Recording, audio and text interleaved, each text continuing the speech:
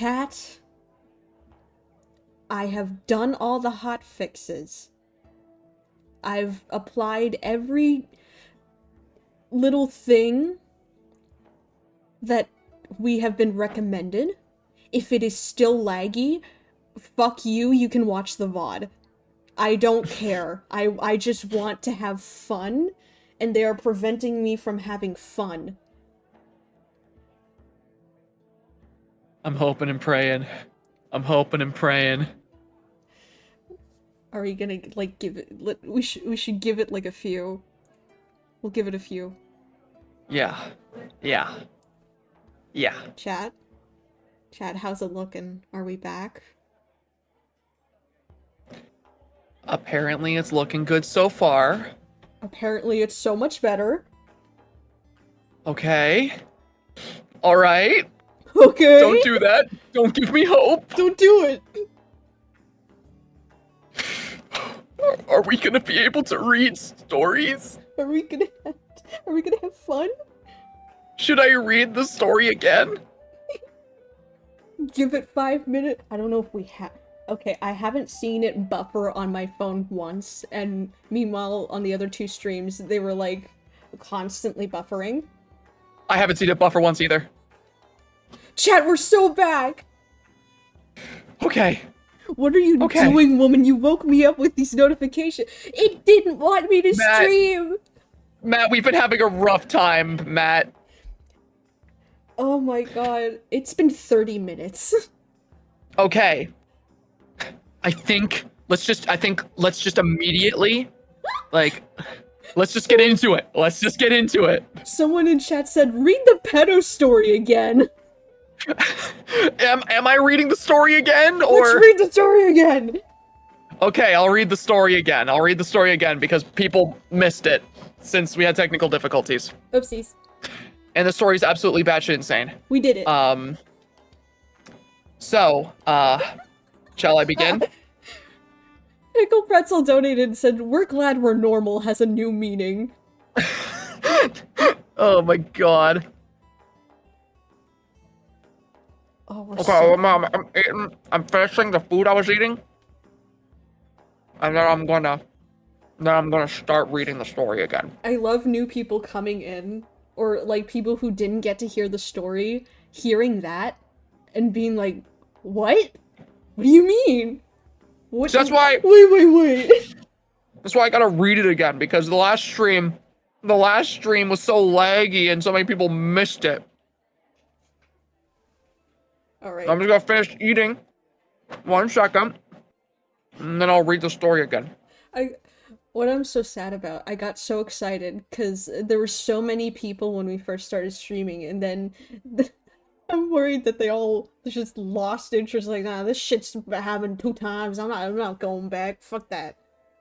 Funny thing is, we were pretty much at the same viewer count we were when we first started the first stream. Welcome back, chat!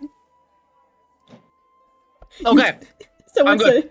Are we ready? Someone said you don't have to read it again. No, I think Zach has to read it again. All right. Are we good? Am I able to start? Yeah, we're good. We're back. Okay.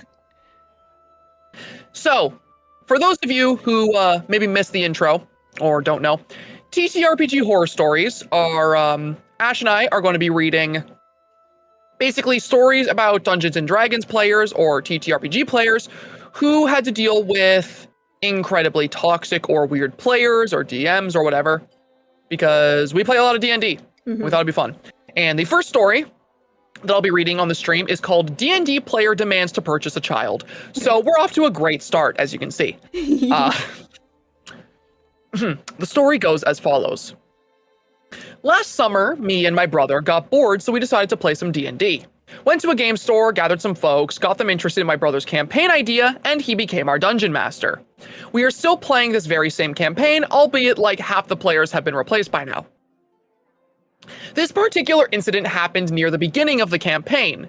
We as a party decided collectively to do a bunch of side quests in the wealthy major city called Venusia. Yes, it was based on Venice, in order to rack up gold so we could buy armor, weapons, and level up a bit before we engaged with the main quest, which my brother, the DM, admitted would be very cutthroat and merciless.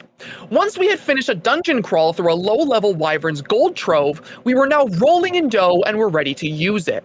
So we had a filler session for us to RP in the city, float around and learn things, and go shopping. I remember buying this plate armor that was really badass looking, and yeah, I ended up AI generating a concept art piece of my character wearing it. Yes. But then there was our party's rogue, who for this part decided to go find the nearest orphanage and told the caretaker, "I'd like to buy one. I prefer females around the age of 10 to 12. Best age, developing but not too developed. And make sure she is white or Japanese." Ugh.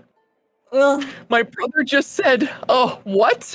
And then switched to the caretaker's voice and said, "Yeah, we don't sell the kids to weird travelers like yourself. You'd best be going or whatever dangerous non-child friendly mission you're undertaking." And then the rogue said, "With my family's wealth and all the gold I've accumulated traveling, I could probably buy this whole damn town. You could renovate this dump and actually feed these kids." My brother said, "Look, dude, this ain't happening. She'll call the guards if you don't leave." Rogue then got pissed and said, "Fuck it. I stab the insolent bitch and take the kid myself." My brother then has town guards rush into the orphanage and confront him and say, "Last chance. You can leave now or probably get killed by the town guards." So Rogue's player then just gave the DM a nasty look and said, "Ever heard of player agency? You're a shitty DM." And then he got up and walked out and we never saw him again. Oh. Like, It's amazing. what gets me about this story so bad is this guy describing the most, like, nasty, uncomfortable shit that you as a player could listen to someone say at a table. And then when the DM says, "No, you can't do that. What the hell is wrong with you?" He says, "Have you ever heard of the player agency? You ever heard of allowing the players to make their own decisions? You shitty dungeon master. Have you ever heard of Critical Role? Heard of Critical Role? You know, Mercer? If one of the players in Critical Role wanted to buy an orphan, you'd let them." Like, no. Like, I think something a lot of people in D&D need to understand is that sometimes the DM can just say no. Mm-hmm. Sometimes you are going to ask for something or attempt to do something that is just so weird and so uncomfortable for everyone around the table that player agency be damned. You're just being weird. Like, If you pull up the player agency, like, piss off, buddy. Like, I know the one rule of improv is to never say no, but sometimes you need to say no. Look, rule of improv is to never say no, yes. But another rule of improv is to be likable and funny. Yes. And that guy is not. Like, I don't really know this guy, but from what I'm hearing about the way he chooses to play Dungeons and Dragons, not a very enjoyable person to be at the table with. like, if your improv is being a pedophile, supposedly, allegedly, chat. Allegedly, then I don't want you in my theater class anymore. Yeah, no. Like, I think some D&D players, it is an interesting dichotomy because you'll have some D&D players who need to understand it's not the DM's fault, they're just being weird. And you have some DMs that need to understand it's not the player's fault, you're just not letting them play right. Vicar, is that how you say it? Vicar Silver donated $5 and says, "As someone who loves rogues and playing as one, the amount of rogues who star in these horror stories make me so sad." Genuinely, for some reason, when I'm reading RPG horror stories, the most common class that is being played by these weirdos, it's rogues, which you understand, but like the other one I see the most often is paladins. And I don't understand why paladins are the ones that attract the most like obnoxious players, but I see so many RPG horror stories about paladins. Usually for me, when I hear about like paladins involved in these horror stories, it's usually like the good player being harassed by another bad player. Like the good player's playing the paladin, and then the other player who's the toxic one is just being very weird towards that paladin. Like, what is your issues with paladins? What's going on? Like, question, what is a paladin? Okay, so in D&D, a paladin, think of a paladin like a knight who has sworn an oath to a god or a king or something along the lines of that. Mm-hmm. The reason I've seen a lot of RPG horror stories about paladins is like, paladins typically in roleplay have an oath that they swear by, and their character has to play by that oath. And I see a lot of paladins who take it too seriously, and they end up being toxic because they end up doing a lot of shit that, you know, ends up being detrimental to the other players in the group, but they go, oh, it's what my character would do. I'm just following my oath. Ugh, I've grown to hate that's the fucking sentence. Oh, that's what my character would do. You're just an asshole. I hate you. Yeah, like, I've grown to hate the phrase, it's what my character would do, because 9 times out of 10, whenever somebody says that, it's because they're doing something that is eliciting a strong reaction, and it's their, like, way of defending their decision to make that choice. Mm-hmm. Like, usually that phrase doesn't come up unless the player's done something shitty. Of course, there is, like, the rare occasion where it's like, why would you do that? That's so goofy and stupid, and it's like, it's what my character would do. Yeah. Someone asked, who's the character in the frame? I don't have to talk about him. Zach would not want me to talk about him. But I like him very much. You know, I'm not gonna take that from you. You know what? You know what? I've chosen to grow and change as a person. Yeah. Go off. Enjoy your RE6 protagonist, Jake. Okay, so the character in the portrait is Jake Mueller? Is that how you pronounce his name? Yeah, Jake Mueller. Okay, so I always get it confused with either Mueller or Muller. I think Jake Mueller sounds cooler. But the character is Jake Mueller. He's a protagonist in Resident Evil 6. I watched his entire, like character progression, like, I think it's like a 3, or... It's a very long, like, story progression. I watched it all, and I think he's very funny, he's very cool, and he's very hot. Like, we all love Leon Kennedy. You love Leon Kennedy, I'm sure. Phil loves Leon Kennedy.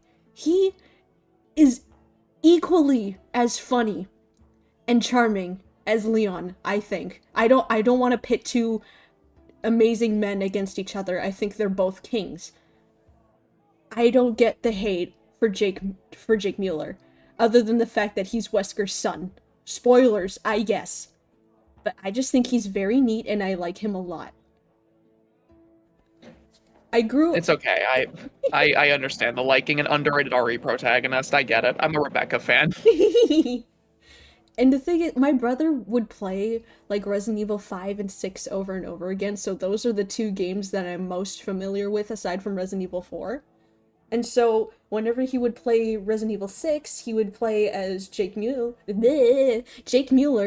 and I would look at him and be like, man, he looks hot. And I was like 9. And so that crush kind of just stuck with me. That's so funny. Jake is an IVF baby. What's an IVF? I'm stupid. I have no idea. Chat, what does IVF mean? Well, they're getting that. Do we have, like, other stories saved, or are we just gonna pick and choose ones on the actual subreddit right now after that one I just read? My plan was to pick and choose, though, so I can close this. Okay, okay. Okay, so what do we want to sort by? Okay, let's, I think we should sort by stories that are hot right now. Stories that are trending. Hot? Card. Alright. So yeah, I think this is the best way to find the goodies. The goodies. The goodies.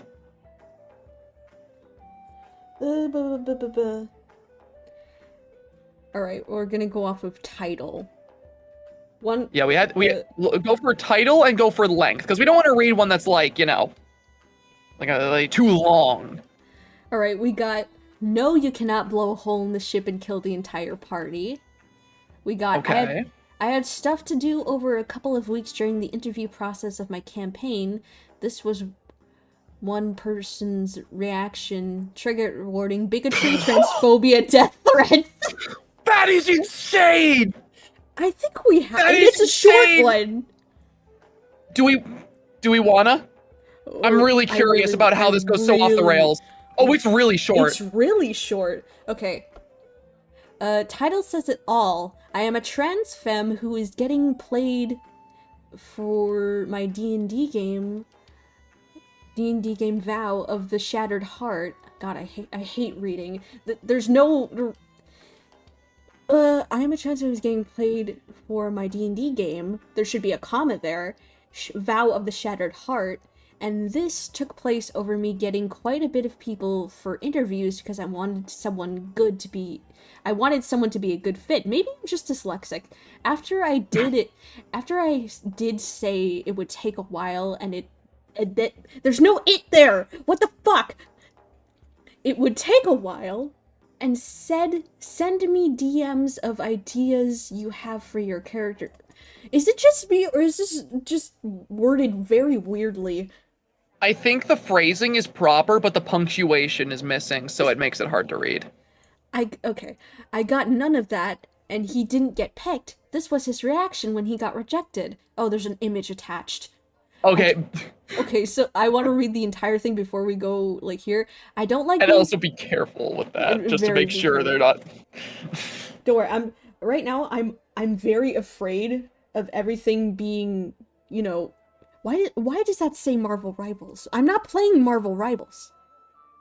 I changed that. What do you... Huh? Oh, I'm on the guest hangout. Wait a minute.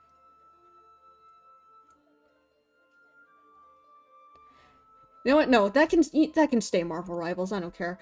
I don't like being called slurs or being treated this way over a D&D game. I hope anyone who reads this could learn not to be a Clayman47. Is that his username? Right, let's see. So, okay, so also I'm looking at the way they phrased it, and I think the reason why you were so confused is that it looks like they are a DM who is trying to get players for their game, but they misspelled it as played. Okay, that makes more sense. I'm assuming... Okay, I won't say the username, but this person is the DM. Interviews now closed. If you want to get in another game I host soon, join use more commas, please. Interviews now closed. If you want to get in another game I host soon, join here. Closing this Discord tomorrow. Do you want to be do you unfortunately want to be claiming? Yeah, I'll unfortunately take on the burden of being Clayman in the story. Damn, so I was in this Discord for like 3 whole ass weeks, and it took that long to be told no? Yeah, I was going through some shit. Wow, seriously, go fuck yourself. What a waste of my motherfucking time. 3 weeks that I could have been applying for other tables. Hope you get what's coming to you, bitch. Bro, my stepdad tried killing me. I was in court. Boo-hoo, could have said something, fucker. Who the fuck is this other person? Okay, someone else comes in and just says, fuck off. You're really angry. Yeah, you wasted 3 weeks of my time, cunt. You can apply to other games during that time. That's on you, my guy. Do you apply to one job and then wait 2 months before applying to another? Yes, because if I'm picked for a table, I'm fully committed, idiot. You weren't picked. What the fuck ever? KYS! F slur. If it were someone else, like, in our friend group, they totally would have said it. Yeah. Oh my god. For one, I asked you to DM me ideas you had, unlike everyone else. You didn't. bit over the top reaction for not being able to join a D&D game. You could have applied to others and then said no to them if he got picked here. Wow, they really do just love... I don't think I can reclaim any of these. The owner of this group is an Arslur. wish your step jab finished the job, cunt. Oh my god, over Dungeons and Dragons, bro. Oh my god. D&D's never that deep, bro. It's not that deep, I promise. You will be in another game, I swear. No, he won't be if that's how he behaves. If that's how you behave, then no, but like, come on, dude. It's not the end of the fucking world. I didn't get accepted to your D&D game. I really hope you get murdered. I wish your stepdad killed you. Okay, I'm feeling comfortable that we can go over here and show chat the thing. Where is it? There you go.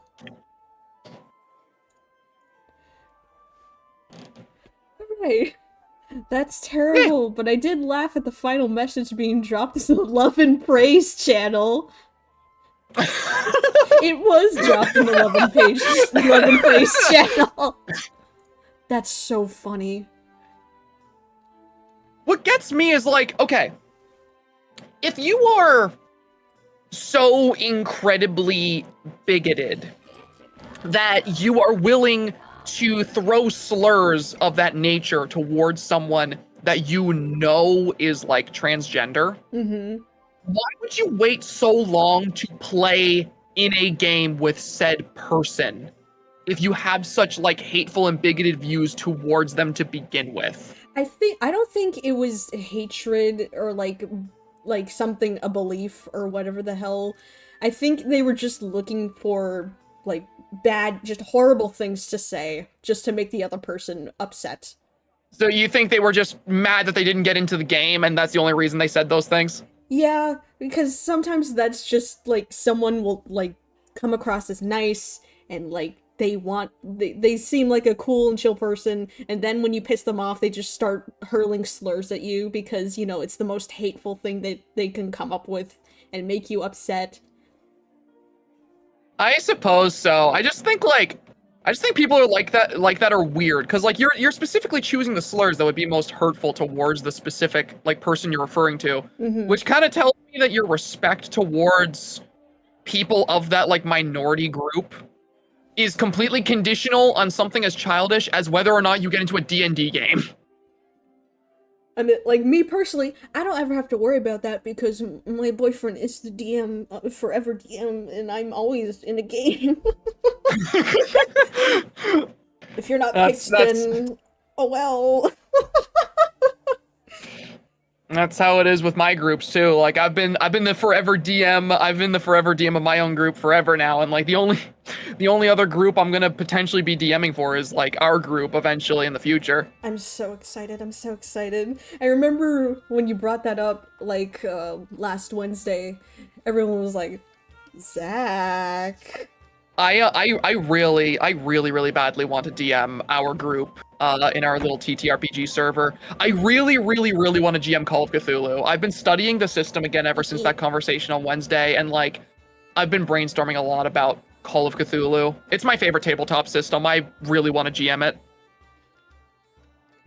Kamal Bora donated $5 and says, listening to this while doing my calculus midterm. These are fucking wild, man. Also, quick question, how would Clyde do against a harpoon gun? Surprisingly well. Yeah, that checks out. I'm seeing some people in chat who are asking questions about like a DM and how it works. Could I quickly explain that while we're reading, like while we're transitioning between stories so that, you know, people have a good grasp of what we're doing here? So, chat, to give you the basic idea of what a TTRPG is and what makes these stories as impactful as they are to TTRPG players, the basic setup of a TTRPG, which stands for tabletop roleplay game, is that typically the setup you have is that you have your players and you have your GM or DM. DM stands for Dungeon Master, GM is the more broad term that stands for Game Master. Your players actually create characters that interact with the world you're role-playing in. They are your protagonists. They are the characters that you guys will see every session who are played by the players at the table. The GM is the player who creates the world. They are in control of the setting, they create the boss fights, they create the story, they create the NPCs. If your player wants to do something, you run it by the GM, and the GM tells you how it plays out. That's the whole idea. You have your set of players, and you have your player who's in control of the world. So in these stories, whenever it talks about a DM looking for a group, that is somebody who's created a world for a tabletop campaign, and they're looking for people to actually play it and roleplay in it.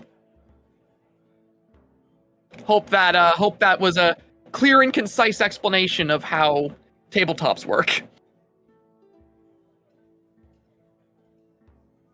Right, let's keep looking. This one does interest me because it sounds funny, but I want to see if there's any more juicy ones.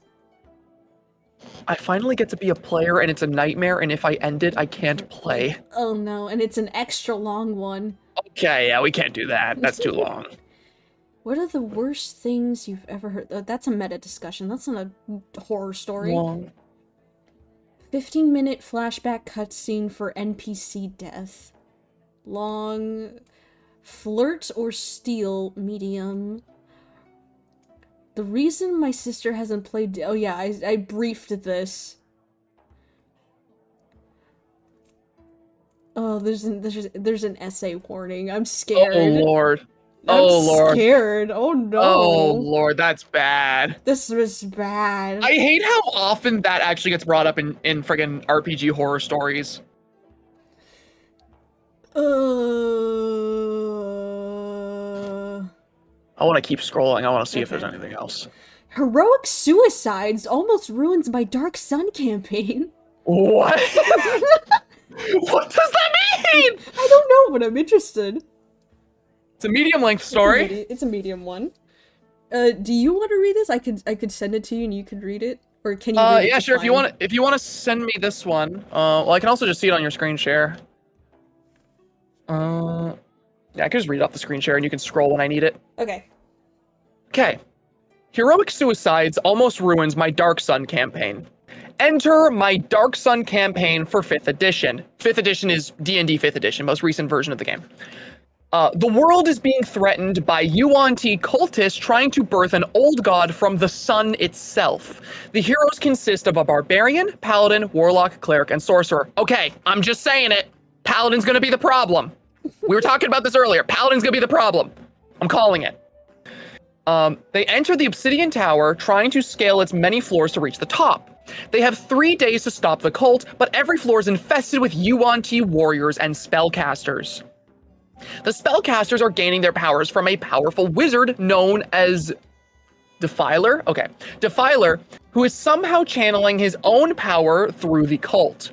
The party enters a large room and finds a large metallic structure known as a Defiler engine. It is drawing the very life force from prisoners taken from villages, caravans, or adventurers. The party launches an assault and has to deal with the boss of the floor, a Yuan-Ti paladin who rocks their world before they gain the upper hand and kill the boss. What do you mean by In my that? sessions, I love the wording of this so far. Rock their world. What do you mean by that? That snake dude really rock their world. Read me again. In my sessions, I use the optional damage rule shown, DMG rule, known as the plot point, which allows the party to have a bit of control over the world when they expend it. They use their story points to invert the Defiler engine with the Warlock and Sorcerer's limited understanding of the machine. The Defiler engine sucks in all magic attacks during odd-numbered turns. Their logic was that inverting it would release magical energy into the room, which it did, and now it would release explosive magic every turn. The Defiler wizard arrives in the room and resurrects the floor boss, starting a 5 versus 2 boss fight. The paladin, known for his selfless nature in my other campaigns, tries to push himself and the zombie floor boss into the Defiler engine, attempting to remove himself and the boss from the situation. Okay, W Paladin so far. Yeah, that's badass. I'm doubling down. I think the paladin's gonna do something that's going to screw everyone over. The paladin slash tank just died, and then the warlock goes next. He starts to channel a spell to bind the defiler, but just kidding, he jumps into the defiler engine and kills himself as well. The barbarian, sorcerer, and cleric are now left alone in the room with a boss they have no chance of beating. The barbarian is frightened and keeps failing his wisdom saves. The sorcerer is almost dead, and the cleric is almost dead. I ended the session early since I didn't want to have a TPK within the first half hour of the session starting. The fight became suddenly unfair due to players killing themselves. This usually isn't a problem, but the paladin and I had a conversation about this story arc the night before. He said he wanted his story to be this and that, and then he killed... The paladin was the problem! I told you! I told you! Let me... Oh, that's... Okay. I'm not kidding. Every time I read an RPG horror story, if I see the party as a paladin, it's always the paladin who ends up being the problem. Anyway, continuing. The thing is, it was badass how he did it. It was badass how he did it, but the paladin was still the problem. I called it. I mean, typically in D&D, like, we've had this discussion before, like, you can plan stuff out, like, to the exact T, but then sometimes when the game happens, you just, sometimes that stuff gets thrown out the window. Maybe that was the case here. I don't want to just be like, oh, the paladin was the problem, because it just seems like he wanted to try and remove the boss from the situation. He wanted to, like, save everyone so they wouldn't die. I'm trying to think this as a positive angle, not just all paladins are bad. I'm not saying all paladins are bad. I'm just saying that when I read these stories, it is so funny how 9 times out of 10 it's the paladin players who end up doing shit like this. I mean, I'll give my full insight in a moment. I'm just gonna finish reading this. Okay. The warlock explained that he jumped in after his friend to save him and to hopefully gain the power of the defiler engine, which is spewing out the magic the magic of the party, harming both friend and foe. Thanks for reading. Okay, so, like, yeah, from what I gather from the story, the paladin had plans for his character, but saw in the moment an opportunity to potentially save his party in a super heroic, self-sacrificial way. Mm-hmm. And the warlock was stupid. Like, what I'm gathering from the story is that the paladin, despite the fact that he had plans for his character, saw something in the moment and improvised his character doing this self-sacrifice because he thought it would be cool. I'm saying it was the paladin's fault, but I'm also saying that I understand this paladin, and I probably would have done the same in the paladin's position. I just think it's funny that the warlock immediately was like, I can absorb the magic of this random thing that I don't understand. Wait a minute, hold on, I need to find...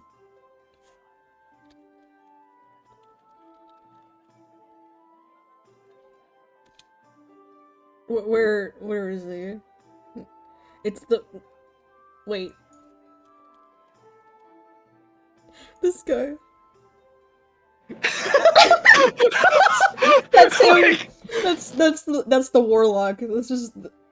Like, I really like the angle of this story, because actually reading the story, it's like the paladin is like, okay, there's this boss in the room and he's gonna give us problems. If I can take him out of the equation, then maybe, just maybe, our party will stand a chance as they take out this one foe while I fight this one inside the torment nexus. And then the warlock sees it happen, he goes, that's a good idea! Absorbing the power of the torment nexus! I'll do that! I'm coming, buddy! And he jumps inside. Like... Sorry, I don't mean to rag on this poor warlock player who probably just made an innocent mistake in the moment, but, like, I really do just love the thought of this warlock seeing the giant exploding hellflame nuclear bomb in front of him, and he's like, I can take it. Like, I thought about this for a moment, but this sounds like something Rufus would do. Like our buddy Rufus. He would do the heroic sacrifice, and then Jay would be the one to immediately, like, be like, I can do this. This is my thought process. I'm coming, buddy. You know the worst part, Ash, is that while I was like stringing together this hypothetical about the Warlock, I was thinking of Jay while I was saying it. Like, I was explaining how this Warlock sounds in my mind. I'm like, this just sounds like how Jay plays his characters. It's so funny. It's because you don't know his history of playing serious characters. So, if this were like back in like 2022 or 2023, while he was playing Cadigan, I would say that he was the paladin, and I think I would be the warlock, because I had stupid thought processes back when I first started out, but for some reason they just worked. Now my thought processes don't work. I'm like, I'm never gonna try to be creative again.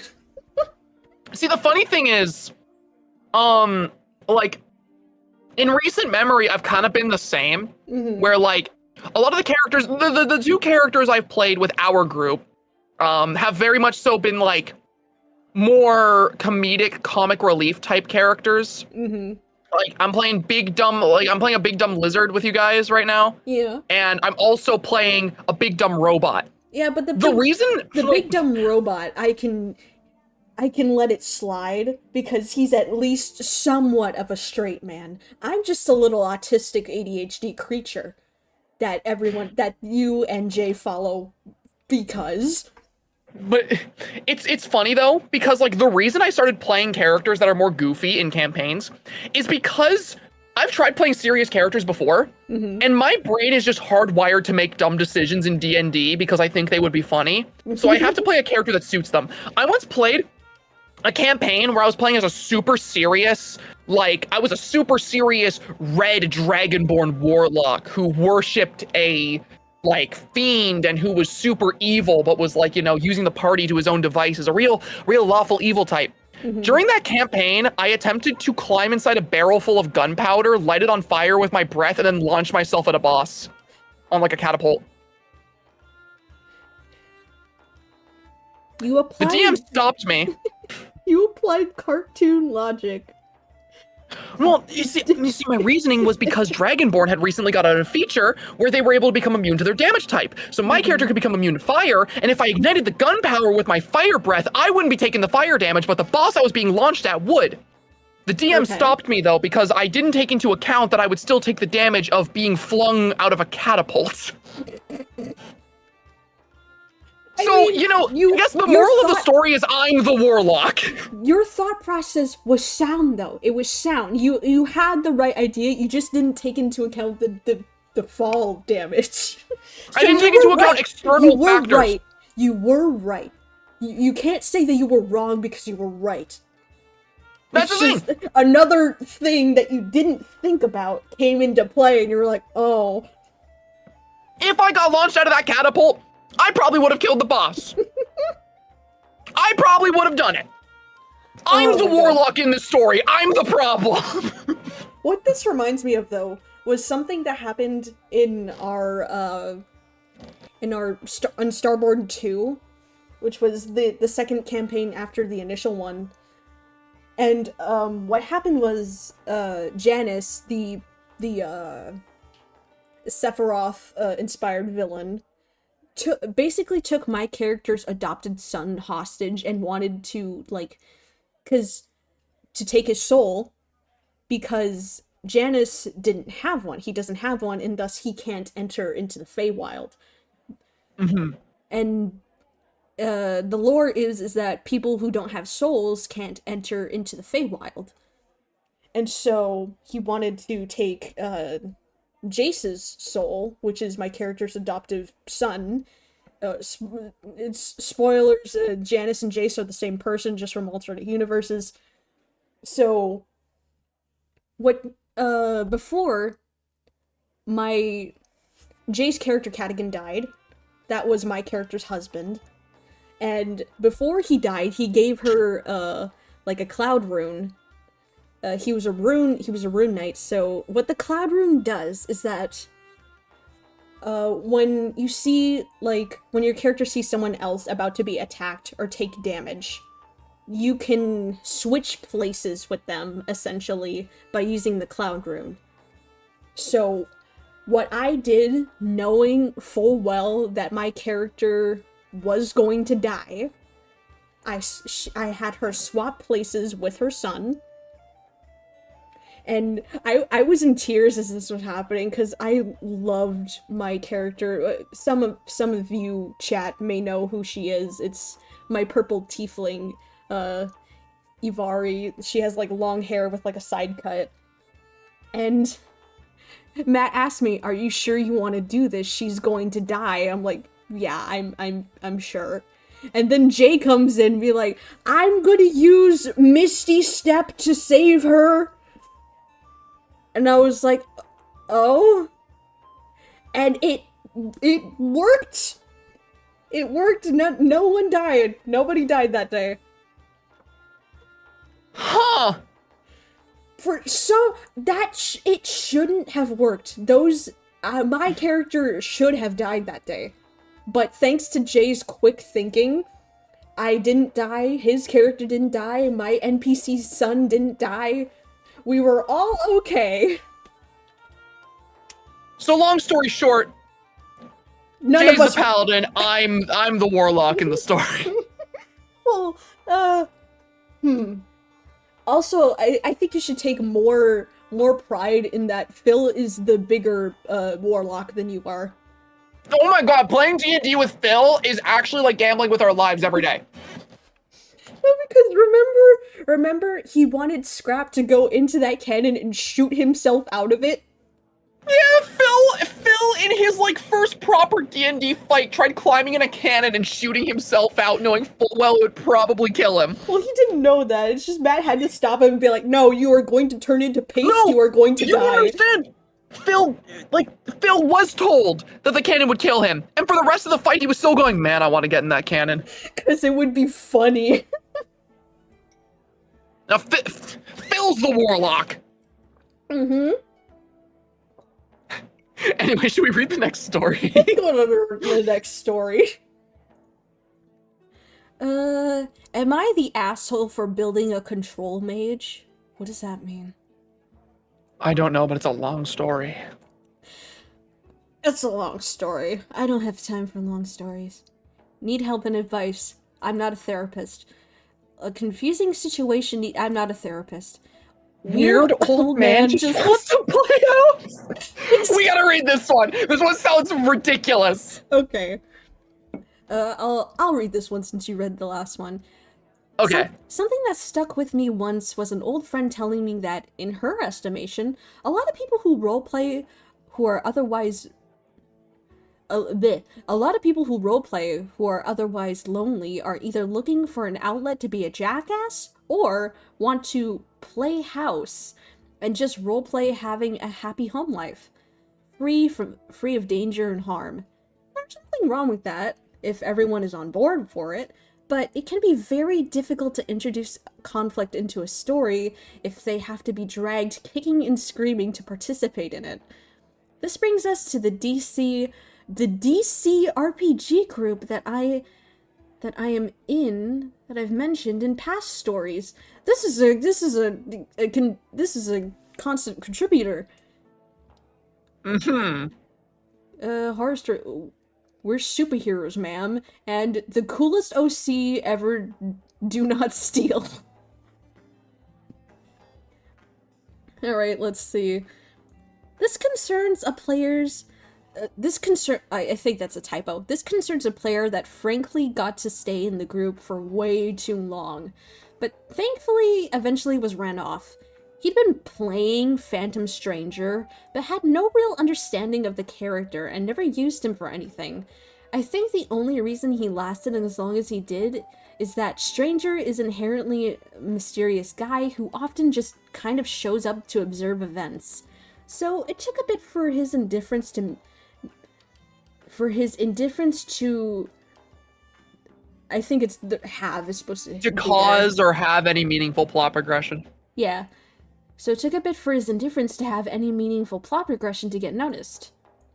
A young woman player joined the group, very creative, very driven, but unfortunately, at the time, she was not very confident and was vulnerable to getting validation from jackasses.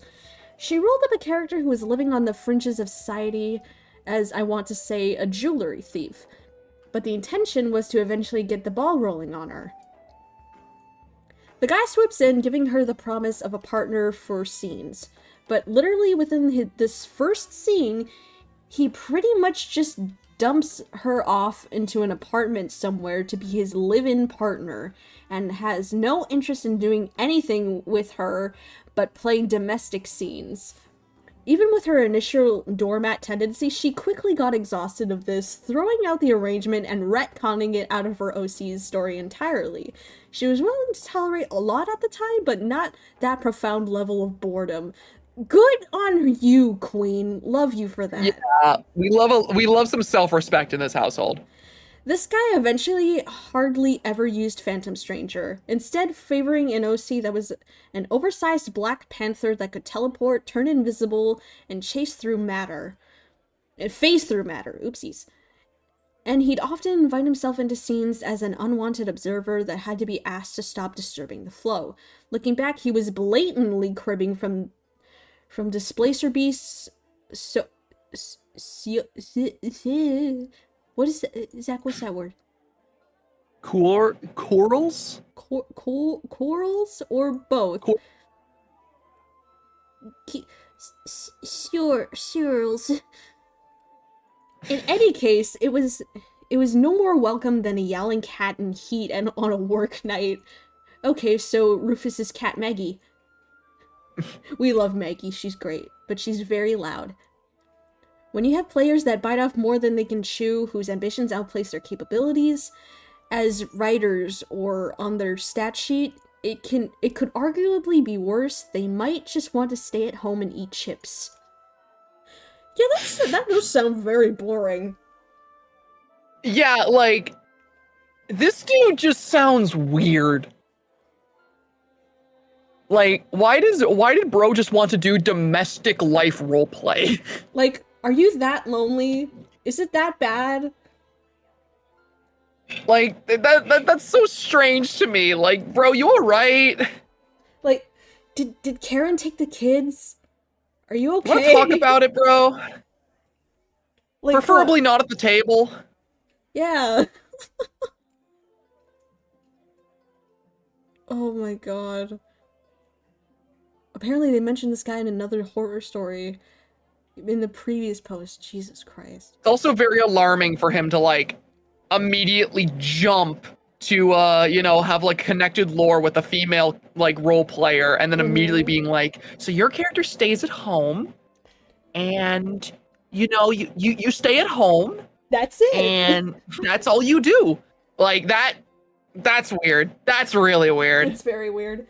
Alright, Vorton Gaia donated $9 and said, my DM had a villain pretty much take our rogue's backstory daughter hostage while we were at the world's vision of the maximum security prison from Full Metal Alchemist Brotherhood, where the rogue's amnesiac mom worked.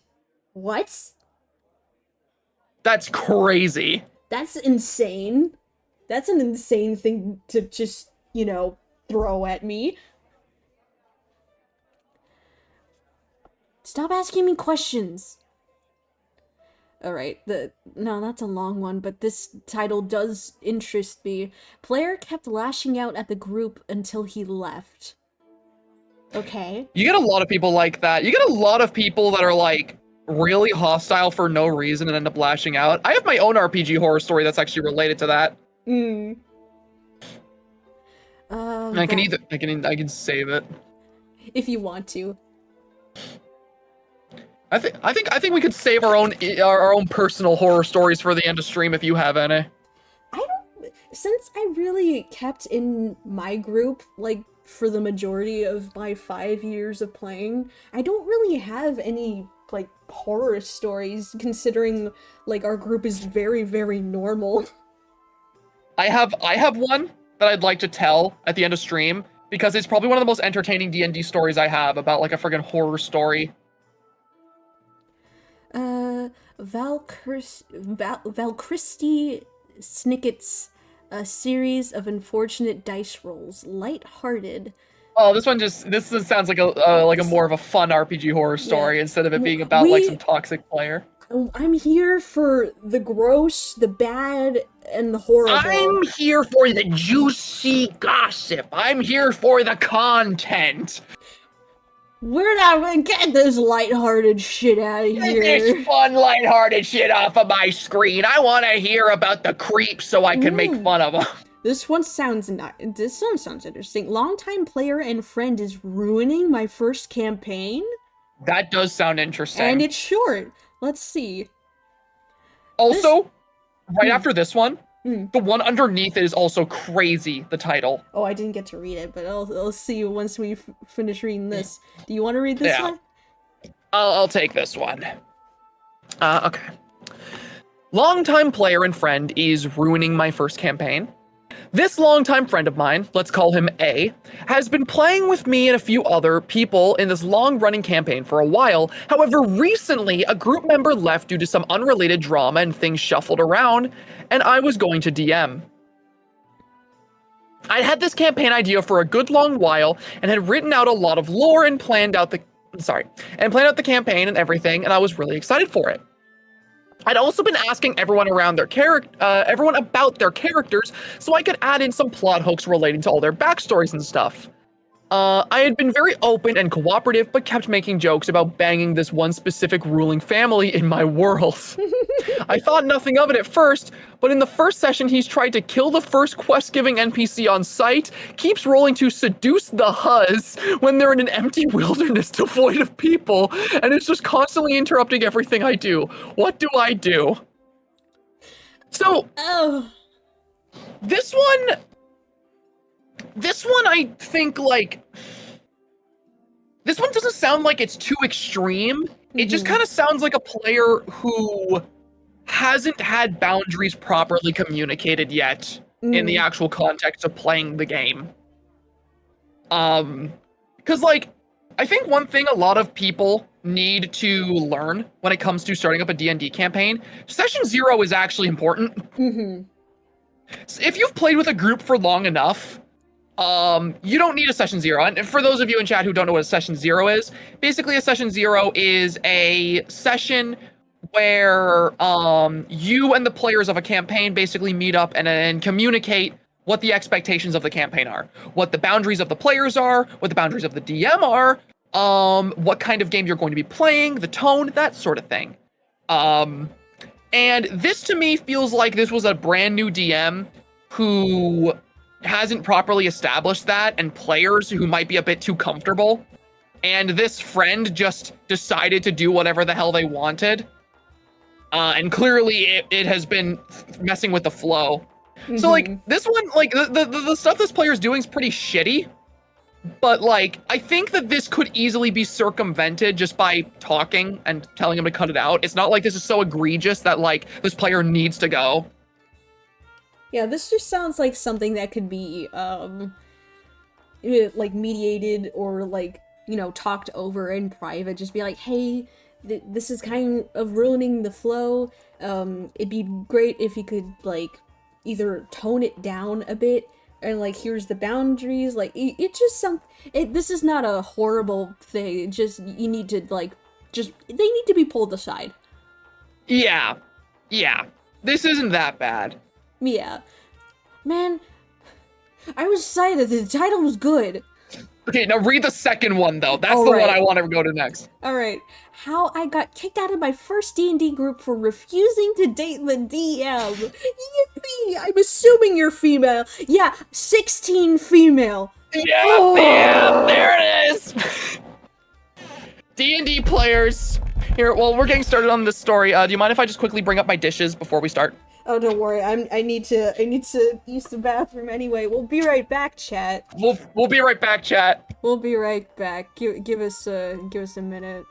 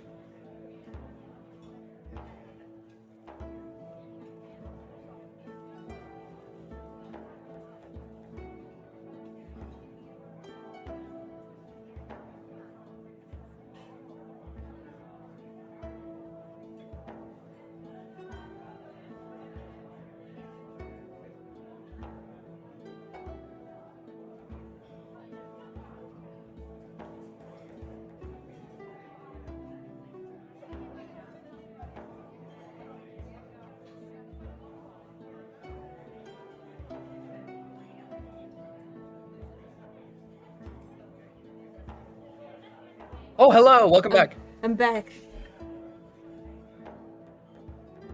We're back, chat. We're back. Are we ready?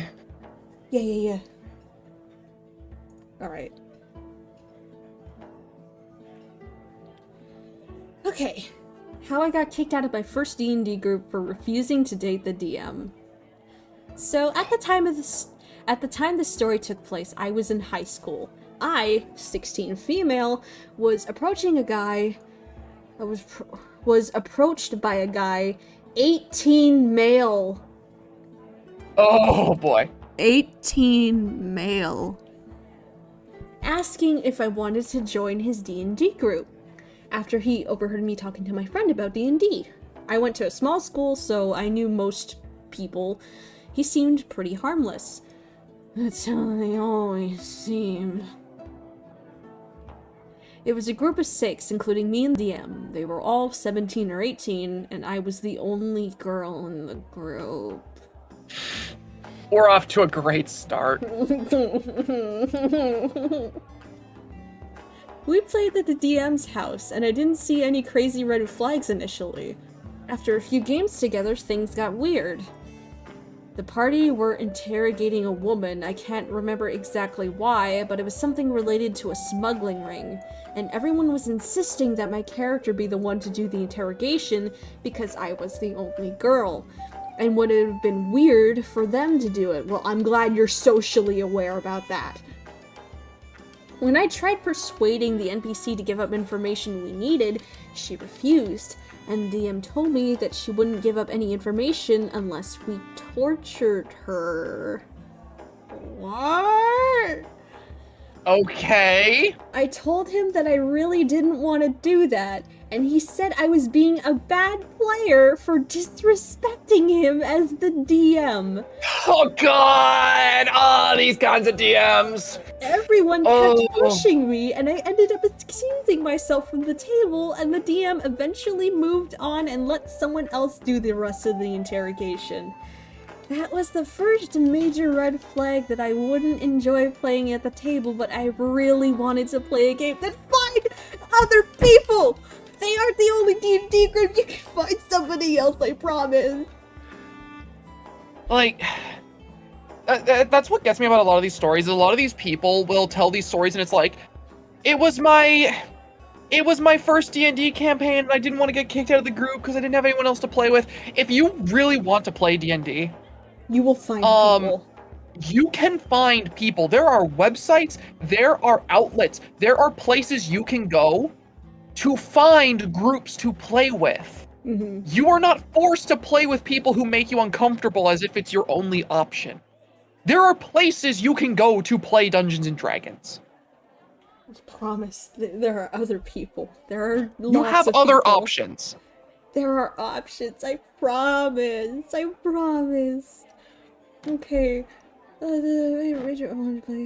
And I really wanted to play the game, and I was an anxious teenager who really wanted friends who shared my interests, so I persevered.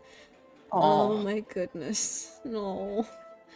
Apart from this, there were a lot of small moments that made me uncomfortable. Male NPCs hit on my character every other session, and the DM would not stop trying to get me to describe myself harming people. This wasn't just him wanting realistic combat, as he didn't ask anyone else this.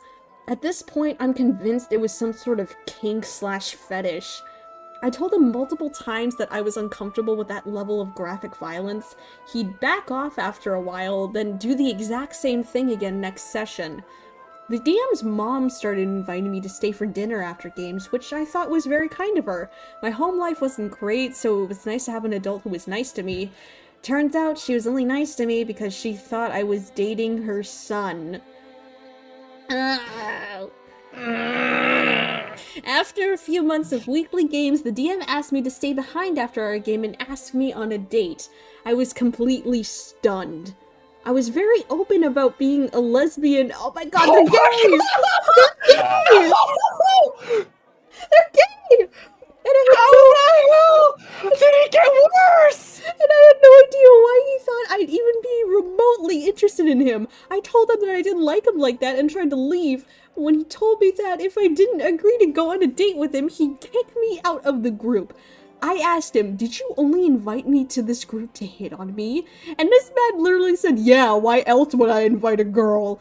I ditched the group immediately after that and didn't play D&D for 2 years. I picked it up again this year, and recounting the story to my new group reminded me of how messed up it was. Holy shit! Oh my god, so much happened. Okay, what's God. crazy about the story is that there were layers to it. There were layers. Like a finely made wedding cake, this story had so many layers. Because you immediately start and you have the DM being weird towards the one female player in the group. And immediately, that red flags, alarm bells, alarm bells. Ding, ding, ding, ding, ding. And then, you have this guy not only being weird towards one of the female players, but also very clearly telling his mom that this girl is his girlfriend behind the scenes when she isn't. Mm-hmm. And then there's the lore drop that this woman is lesbian and was open about it. And then there's that final kick while you're down of the fucking, yeah, why else would I invite a woman to this group? Like, oh my god! Holy shit! This is the worst one! This sucks. Andrew Tate's This doing is horrible things to young men. This is absolutely, without a doubt, the worst one. And like, the thing is, this really shows just a pretty blatant issue that honestly just happens, unfortunately, so much in like the TTRPG community. We're just like, I'm not even gonna sugarcoat it. A lot of people in the TTRPG community are pretty misogynistic. Yeah, misogynistic, like, transphobic.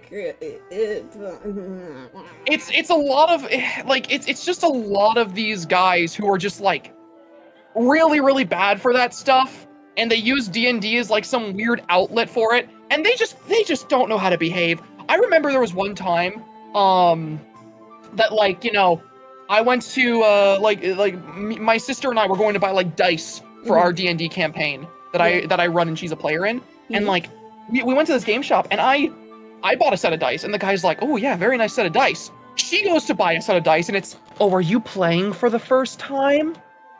Oh, that's awesome. And it's like, brother. Why does it? Why is the way you said that, it made it sound like he was like, you know that thing like some adults do when they're talking to children, they bend down a little, put their hands under their knees while they're talking to the kid. That's what it sounds like. Are you playing for the first time? That's great, Stacy. Like, genuinely, why is the TTRPG community so fucking like misogynistic and bigoted? It's so bad. Oh my god. Like stories like this are just all over the place, and I hate them. I hate them so much. I want to wring these guys out like a towel. Also, someone pointed out something in chat. Why was the mom okay with her 18-year-old son dating a 16-year-old? Probably because he lied about it.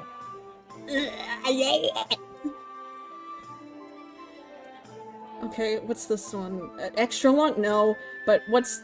Time, 1988. Location, Holy a major shit. state university.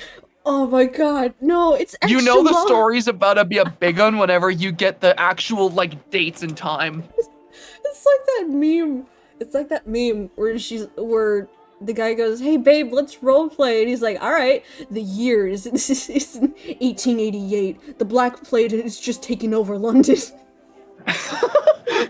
Alright, what is this one? How someone managed to alienate the whole gaming club on campus? Oh my god. That sounds so interesting!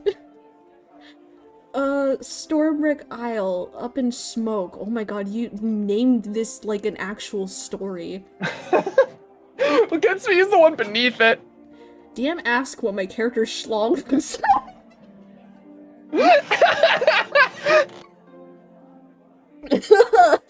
Oh my god. Oh my god. Am I the asshole? Bard quits my campaign after intentionally trying to kill his character. You trying to kill his character, or him trying to kill his character on purpose? It's an extra long one, but I don't care. This one. Why do you have to be long? Like you're schlong. Even a phone call would suffice. I'm guessing that's. What's this one? Careful what you don't ask for, you might get it. What do you mean? What's? This one's really ominous. All right, your turn. All right. Whew. All right. A little more lighthearted than some, and the horror entirely came from me, and was, I feel, entirely justified. I was running a Vampire the Masquerade game back in the days when you didn't have to specify which edition it was. For those who don't know, the system is point buy, and you can get extra points by taking flaws, sometimes called disadvantages, or disads for short. For those of you in chat who don't know what point buy is, it's a system in which your character's stats are given to you. And instead of it being dictated by dice rolls that you can put towards your stats, instead you're basically given an amount of points that you can spend on your stats to choose like what stats you want to be really good at. So anyway. basically, chat. It's like Fallout New Vegas when you're putting points into your little stats. Yeah, that's point buy. Why is Pastra a little guy? Have you not seen a stream I've been on for the last like 3 months? Let's see here. For instance, you could have more points to buy attributes and skills if you took, say, a physical disadvantage, such as being missing a limb, or a psychological one, such as a phobia. This is where the problem starts. This sentence right here, the horror came entirely from me, and I feel I was justified. Is this like, what's that other subreddit called? Malicious compliance or something like that, or something with revenge or something. I think this might be malicious compliance, and I'm very excited. I'm very curious. Let's see here. One player, we'll call him that guy, that's a good start, decided that he wanted to try to cheese the system by giving himself a phobia that he was sure would never come up. We were playing in modern day Los Angeles, so he gave himself a phobia of elephants. Clever, right? Except that I'm the sort of GM who believes you need to earn your disad points. I don't let people get away with physical dependence on breathing air in champions. I'm sure as heck going to make you earn your phobia of elephants. I love this one so far. I asked him if oh, hold on. Stream audio came back on. Let's see here. I asked him if he was sure about this. He was sure. I asked him if he expected to see a single elephant in modern day Los Angeles. He smirked as he said, no. He smirked, fam. He smirked, fam. Oh my god. So, okay, I decided I wasn't going to just forbid it. Instead, I was going to have some fun with him and the situation. Folks, there were elephants everywhere. Not always the real things, mind you, but pictures, statues, TV show clips, adverts, you name it. It started when the coterie, the in-world name for a PC group, were investigating something and had to go to an occult shop. There were statues of Ganesh on almost every counter. Player had to roll his phobia check to see if he panicked or not. A little while later, there was a poster for the circus coming to town, complete with pictures of elephants doing circus elephant things. Player had to roll his phobia check.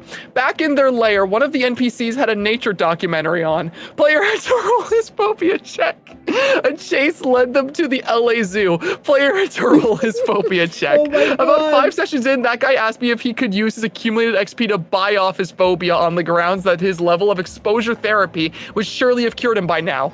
Obviously, I allowed it and we both had a good laugh, but boy, it was fun hoisting him by his own petard for a while. Holy shit. Funny. Oh my god. That was funny. I like that. And a nice cleanse of the ickiness. Oh my god. That is so funny. This is such a good story. Like, this is like malicious compliance, but like the funny haha kind. where everyone is like, happy. Like, the player this wasn't is- even upset. This wasn't even like a horror story. This was more just like a goofy, like, gotcha story towards a D&D player. This is like that. I know I keep bringing up Jay, but that sounds like a phobia Jay would like put in, and I would be like, "All right." So This is the shit I would do as a GM to one of my players. Like, if I was GMing you guys playing like Call of Cthulhu, and one of you guys was like, "Yeah, my phobia is like something silly, like a ladybug," you know I'd find a way to put a ladybug in every session. You'd find a way to put a swarm of ladybugs in there. I would introduce a monster that spews ladybugs from its mouth. Like a high school. Picture this: your character's afraid of ladybugs, and you're in a high school setting. Character goes to open up the water. Ladybugs crawling all over the locker, just coming out. Like, yeah, it would be so much fun. I love shit like that. All right, let's see. Silently removed from gaming group. No. Yeah, definitely no.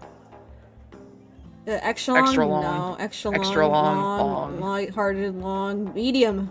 Oh. Those darn sneaky forests. What? Oh, it's Valkyrie Storm again. Oh my god, hey, Velcris Store. Wait, which one were you? Oh, they were this one. They were the one we just read. Oh shit! And I think, oh my god. Okay, 1, 2, how many have we read from Valkyrie Storm? 3!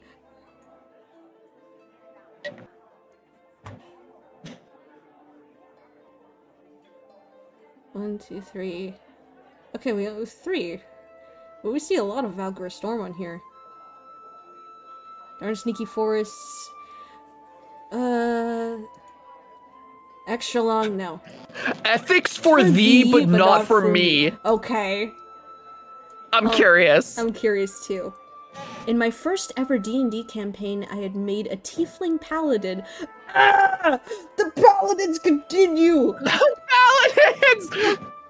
Okay, former criminal who was cursed by her goddess to not be able to harm innocents. Her goal in the campaign was to sell her soul and multi-class into Warlock to lift her curse and to be free to live her life however she saw fit. It says file, but I'm assuming that's mobile autocorrect. The DM predicted that this character may clash with the other 2 in the group who were allegedly good characters. So he asked if PvP was okay down the line, and we all agreed after clarifying that PvP should be fair, so no assassinating each other in the night. After a boss fight where I killed the previous champion of this devil, I got the multiclass and became a warlock, lifting my curse. After that, I explained my backstory to the party, and since our goals were aligned at that moment, I proposed we keep together until the deal with the bad... and... We keep together until we deal with the bad guys, and we re-evaluate at a later time. Keep in mind that until this moment, my character had saved children from wolves, had freed cities from occupying cultists, agreed to free some Goliaths that were going to be executed, etc., etc. My party proceeds to kill my character in a completely unfair PvP while I had 1 HP and no spell slots left. Their justification? Now that the curse is lifted, you will do bad things probably. Okay. Okay. No problem. I made another character. The DM resurrected my paladin, and she became the big bad of the campaign, swearing vengeance. Pretty cool stuff. Onto the fucked up part. Uh-oh. Our party came across a druid who murdered civilians, refused to let people gather lumber in a savage winter, and attempted to kidnap a diplomat who she promised to negotiate with. Her justification was that a long time ago humans committed genocide of her tribe, and she's the only survivor, so now she hates humans and wants to take revenge. Anyway, we defeat the druid, and the 2 other players started talking to her, explaining the situation with other quest lines and asking for her help. And I was like, guys, what's going on? Aren't we going to kill this war criminal or at least imprison her? And they both replied, no, we don't want to. Huh? So, their character was outright murdered for the potential of them maybe doing something bad.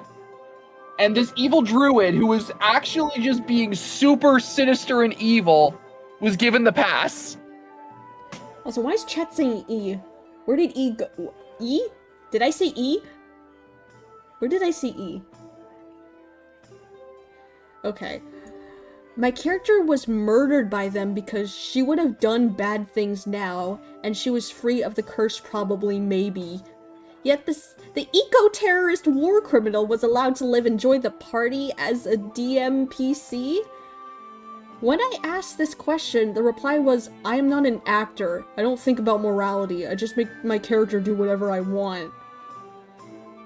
The DM saw nothing wrong with the whole situation, and only told me that if I want to leave the campaign, it was acceptable, no hard feelings, so I left. Before anyone blames me for making an evil character, I was not about to roleplay my character as a murder hobo. There was zero reason for my character to be murdered. So, this is a prime example of just, like, honestly just a DM kind of being a pushover about the players, and the players just not understanding, like, that D&D is a game you play in a group. D&D is not a single player experience. It is not a game that you are playing just for yourself. The game is more fun when everyone around the table is having fun. Mm-hmm. And if you were just actively deciding, I don't give a shit, I'm just going to do whatever I want with my character, then everyone else is going to follow suit. And you're going to get situations like this, where a player's character gets murdered for no good reason, only for there to be complete double standards, where an NPC is not given the same treatment. It's just, stuff like that is absolute bullshit. And I feel good that I feel good that OP just decided to leave, because that's not a group you want to play with. Oh my goodness. And yeah, someone in chat said this, and I absolutely agree. It really just sounded like the group didn't like this person's character and wanted an excuse to kill them. Just left a campaign mid-session. Yeah, that's long. Lighthearted, I don't care. Cheating. Player obviously fudges dice roll and hugely derails session. I don't realize till it's too late. That sounds like a YouTube I'm really title. curious about this. I'm really curious about this. And Oh, and it's it's a short okay. one. I want to Your read turn, this. your turn. I want to read this. Okay. Also, hi, Not a Zora. terrible horror story, but I'm just trying to decide how to handle this as a GM.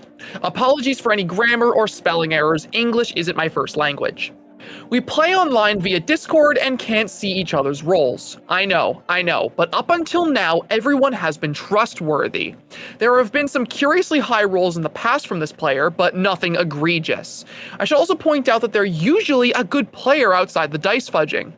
At one point, she rolled to pass a check with a high DC, deliberately high because I didn't want them to do the thing, but I had to honor the decision.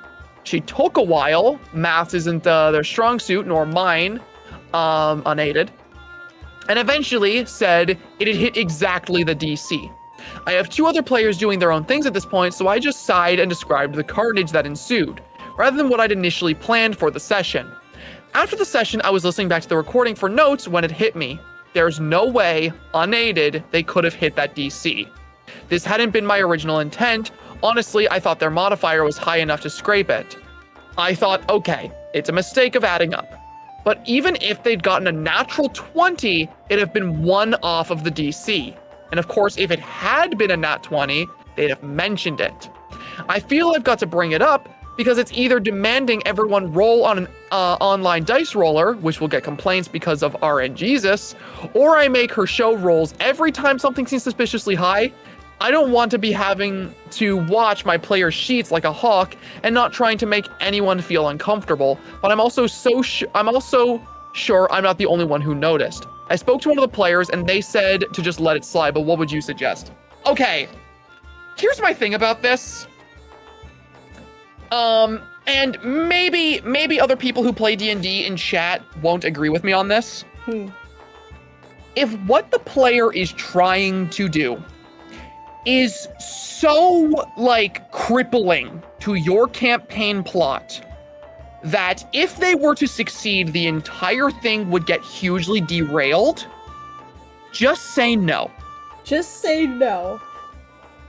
Like, I'm sorry, but if your player is attempting to do something that is so bad that you decide to set a DC for the roll that would be impossible without any form of aid, then you may as well just say no. As a dungeon master, player agency is important, but also the campaign you're attempting to play is important. Mm-hmm. The players and your fun are equally as important to each other. And if the players would get mad at you if you just constantly railroad and told them no to everything. But, if it's stressing you out to have your players doing shit like this, you can avoid it by just not putting them in a position where this comes up. I will say I will say that me and Matt, we have done this in the past where if something a player does is either going to derail what we have planned for the session. I've only DM'd 2 one-shots, and a one-shot that I have DM'd, it was a horror-based one based on it was hugely Halloween inspired. I had this changeling villain who was based on Michael Myers, whose face would warp and change, but it wouldn't stay, so it just had this blank face, and it was killing people and killing animals and whatnot. And eventually they got to fight the Michael Myers villain, and Matt was about to chop his head off, and I was like, no, I can't have that happen. I did, I had him roll and everything, but instead of just outright saying no, I made it so that the villain could escape. And so when he rolled, I described everything that's happening. He was going to chop off his head with an axe. And so instead of just being no, you can't do that, I just had him grab the axe and just go. And because I needed him to be alive for the cliffhanger that I wanted to do. And Matt has also done in the past where he sets a DC for something, and even if the player hits it, he just goes, you don't hit it actually, oopsie, here's my cool thing.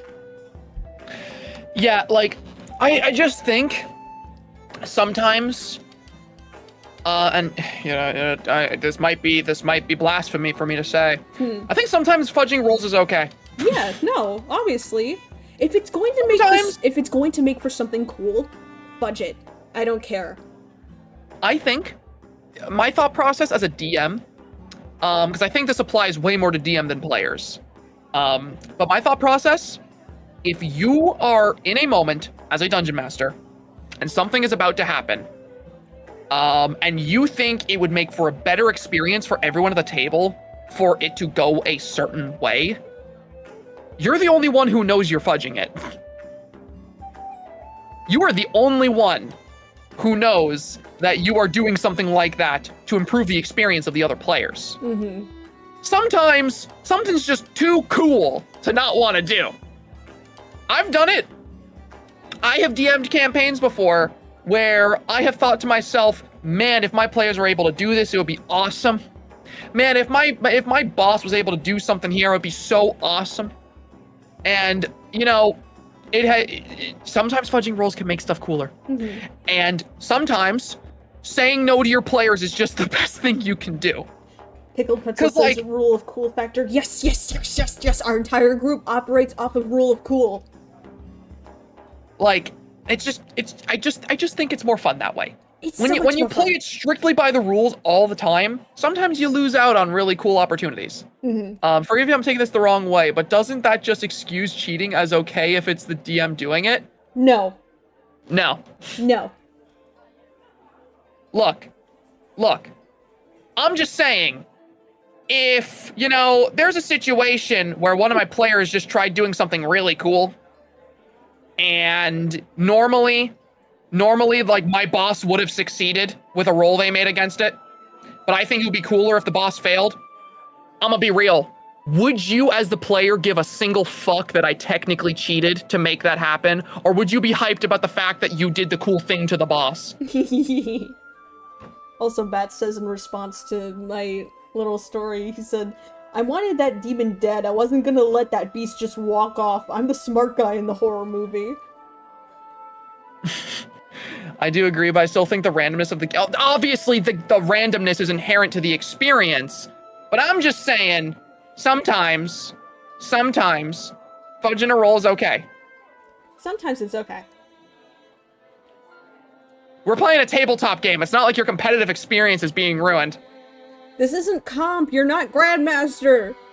You're not. Somebody didn't just pull out aimbots in your comp lobby while you're trying to hit Celestial on Rivals. The DM lets you do a cool thing because they thought it would be cool. Matt says the Dungeon Master's job is to create adventure, mystique, and intrigue. For as many times as we fudge a roll in the DM's favor, we fudge a roll in the player's favor to further the story. So, like, fudging goes both ways. It's either for the DM or for the players. There was literally a session I did. Of my last session of my campaign, where my party was fighting this lich in literally like the realm of death, and it was a fight that they thought they were going to lose. They genuinely thought that the campaign was about to end in this fight. And during this fight, they had actually done enough damage to kill him, but the damage that was done to kill him was being done by like a summon that the party had summoned in. It was an NPC that did the killing blow. And I decided they don't know that the boss is supposed to be dead right now. So I gave the boss just enough health that the next player to attack him would kill him. And that's what happened. The next player to attack him was the one who got the killing blow. And everyone popped off at the table. Everyone loved it. Because one of the players, had the opportunity to kill the boss. Did I technically cheat? Yes. But you know what? That moment is way more memorable than me saying, all right, let me describe how I kill my own boss.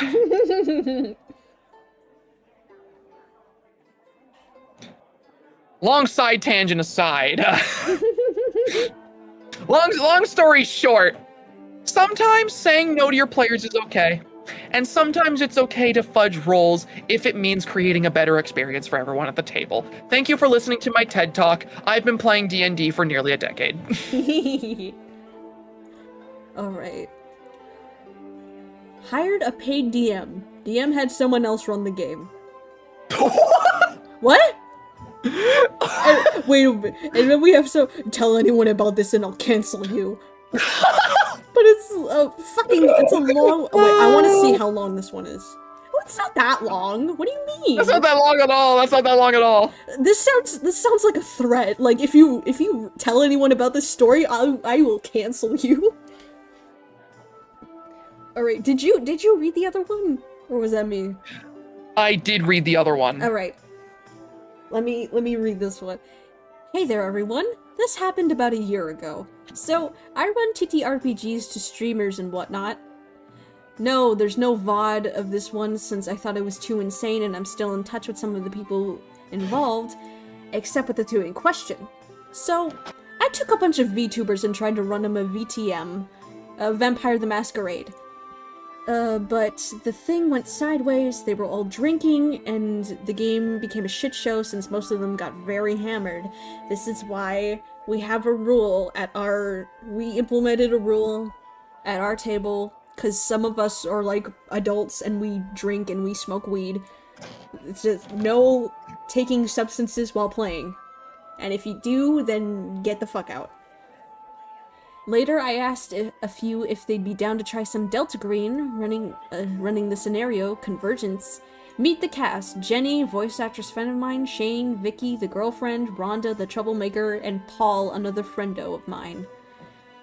So, I started running the scenario, so far so good. Vicky asked me if her girlfriend could join the game, and I said sure, why not? Due to some complications, Jenny joined in later, where I ran a scene where I ran her a scene where she had to perform an autopsy in order to get clues and hints about the ongoing investigation. The rest of the gang watched the VOD and they exchanged details to keep in touch for the game. Alright. While they were playing the game, one of Rhonda's RP decisions were a bit off-putting. The first thing, the players Vicky, Rhonda, and Paul found a car abandoned in the highway. In order to break in, Rhonda decided to shoot at the window. With that being said and done, a highway patrolman hears the commotion and pulls his gun on the group. The group are FBI agents, but instead of letting them turn around to show their badges off, Rhonda decided to try and kill the cop because I have PTSD, and if someone puts a gun at me, I'm shooting. According to her, this is based off of real PTSD. Okay, sure, honey. Sure, Jen. I gave her a pass just because I want to continue the story. At one point, Shane asked Rhonda the gender of their PC, but Rhonda thinks they referred to her. There's an awkward exchange of Rhonda takes offense to this. Specifically, Shane calling them an idiot for pulling a gun on someone who thought they were criminals. Oh boy. Later during the game, the players have to perform another autopsy, to which Rhonda declares before rolling for medicine that they would remove one of the eyeballs of the victims and put it against the light to see the last image that was burned into their retina. This is not Doctor Who! Huh? That's not possible! I explained to them that that isn't possible, and they go on a rant that medically it is, so I let it slide for now. No, it's not! I'm sorry, but that's not real! You are delusional! What the fuck? But she's already getting on my nerves. Her girlfriend is constantly agreeing with her and always quiet while nodding her head pretty much. The players manage to beat the scenario while Rhonda does her best to try to get the party killed or sabotage the mission. Great. By the end of it, she had her girlfriend decide to leave because I made them feel stupid. She said, her and her girlfriend decide to leave. And because of the whole awkward gender discussion that happened during the scenario, and just that. They threatened to cancel me if I tell anyone about it because she has the power or influence in the Twitter thing by being one of those individuals that fact-check posts. Like, community notes? What? What? Here come the... This sounds like an old man, I'm sorry. This sounds like an old man. Here comes the other shoe. It sounds like an old man because of how this is posted. Like, they threaten to cancel me if I tell anyone about it because she has the power or influence in the Twitter thing. Okay, so they're talking about community notes. Here comes the other shoe. Remember when I mentioned that Jenny was a voice actress? Oh dear. Rhonda and her started to talk on DMs. They knew each other for less than a week, and Jenny mentioned she had to do some erotic sounds for a thing. And had to sound hot, too. Well, obviously, yeah. To which Rhonda pressured her into doing those lines for her and to erotic roleplay through text.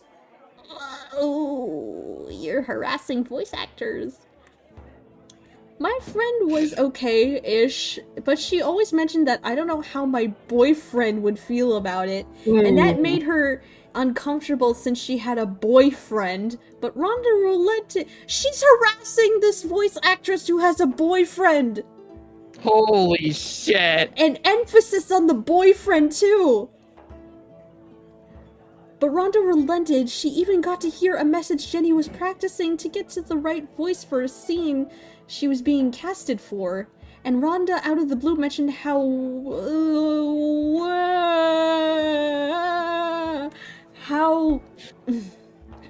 moist she got with Jenny's voice. That did not make it better. I didn't want to say wet. Jenny made it worse.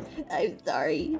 Jenny said, "But don't you have a girlfriend?" To which Rhonda played faint and teased the idea of what she don't know won't kill her. Jenny cuts ties with her, took screenshots and whatnot just in case. Yeah, So be aware of strangers on the internet who want to play tabletop role-playing games. You never know when you might meet a weirdo. What the fuck, Rhonda? Rhonda's a freak. Rhonda's a freak and not the good kind. Rhonda's an actual freak, bro. You are nasty, Rhonda. Oh my god. Like at first I'm thinking, okay, it's the weird. You've got some weird like player who's metagaming type shit. Like at first I'm thinking, okay, it's not that bad. And then you get into the Rhonda wanting to ERP with a voice actress despite having a partner. I'm thinking, okay, never mind. This person's a certified freak. Never mind. Holy shit. Certified lover girl, certified freak. A toxic PC that bided his time. Why did the most interesting ones have to be so long? Well, check how long this one is, because the long one wasn't even that long. It says extra long. Oh no. So this one's long. It's not that long if we want to do it. All right, your turn. All right. So, while I was a very experienced GM, I waited a while before I got into 5th edition, and when I finally did, it was with the Rage of Demons campaign, also titled Out of the Abyss. I haven't played this one, but I read up on it. I was running this game online with a few good friends of mine, but the party was a little thin, so I ended up drafting a couple of strangers into the game as well. For the most part, it was going well in the beginning, but one of the players was continuously arguing with me about two things: how I was doing initiative and how I was handling surprise. Not going to lie, this guy started a trend where every game I ran with strangers, I'd have one person that would argue with me incessantly about things. Look up sage advice, try to prove their point, and all this is what eventually led to my dropping 5th edition for Pathfinder between that and the OGL controversy.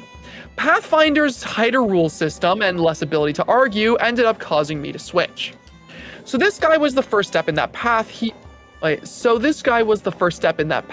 didn't think it should have been possible to be surprised because he was always watching out for possible surprises and danger. That's called passive perception. If a stealthing enemy rolls higher than your passive perception, then it doesn't matter. Sorry, just had to point that out real quick. Or when everyone was in a tense situation, he always thought we should get the first attack without rolling initiative regardless of the circumstances. You played with an idiot! Which is fine. 5th edition made the loosey-goosey rule things happen. Interpretation between different people happens, and I'm okay with that as long as in the end the player accepts what the game master decides in the end. The problem is this guy wouldn't, but that he just led to the problem is this guy wouldn't, but that just led to the real problem. For those of you who don't know, the premise of the adventure is that the PCs, along with 10 NPCs, escape together from slavery and are fleeing their pursuers looking for safety. This isn't really a spoiler since it's the very beginning of the adventure, but the important part here is that one of the 10 NPCs was an orc and the player in question was playing an elf. The other important thing to note is one of the players was a woman I've been friends with for over 20 years. A very dear friend, but she tended to play the same character, and she as a player really hated friendly NPC deaths and kind of took it personally. That's me. It's a failing on her part, and she admits it, but she gets a little sensitive when a friendly NPC dies. That's me. You probably see where it's going at this point. No! So we were months into the adventure when for the first time the group had such a brutal combat, it very nearly turned into a TPK. The group were bloody and battered, many of them were unconscious, a couple were dying. A group of NPCs actually did die. The ones that were left cast Spare the Dying on those that were dying, which included the orc, and they basically stated we're going to the safe spot they had identified and going to take a long rest. It was all very hand-wavy. And then the elf player said out loud, I've been waiting for this moment. I'm going to wait. As soon as everyone is asleep, I'm going to murder the orc. Why? This took everyone by surprise. While the player had been very argumentative, he had never shown any signs of doing anything like this. He admitted he'd been planning since the very first session to murder the orc because his elf character considered all orcs irredeemably evil as well as an enemy to his people. And he had just been waiting for the proper moment to pull it off without the rest of the group knowing. Pause. This is Matt. This is what Matt did to me. Oh he my planned god. from session 1 to kill my fiance. From session 1, to be fair, it was Rufus's fault for getting into a romance with my player knowing his character was going to die. But this is still, this is what Matt did to me. Also, someone in chat said, they got Shrek! No! No! Shrek was an ogre, though. Let's see here. And of course, my friend, with her failing, who played a dwarf paladin, stated no. I would have stayed up all night to make sure everyone was safe until they were conscious that she should take her sleep, which of course she hadn't said before. This turned into a giant argument. She eventually admitted that she wasn't sure if she would have done it or not because she kind of hand-waved everything after this brutal combat that took quite a bit of time in real life and a lot of time at the virtual table. Everyone had been kind of mentally exhausted as well and ready to call it a night for the game session. People were just ready to retire for the day, and she had kind of wished he had not said anything out loud because she was having a hard time sorting between her personal feelings and what her character would have done. Yeah, this is a lot of metagaming. Mm-hmm.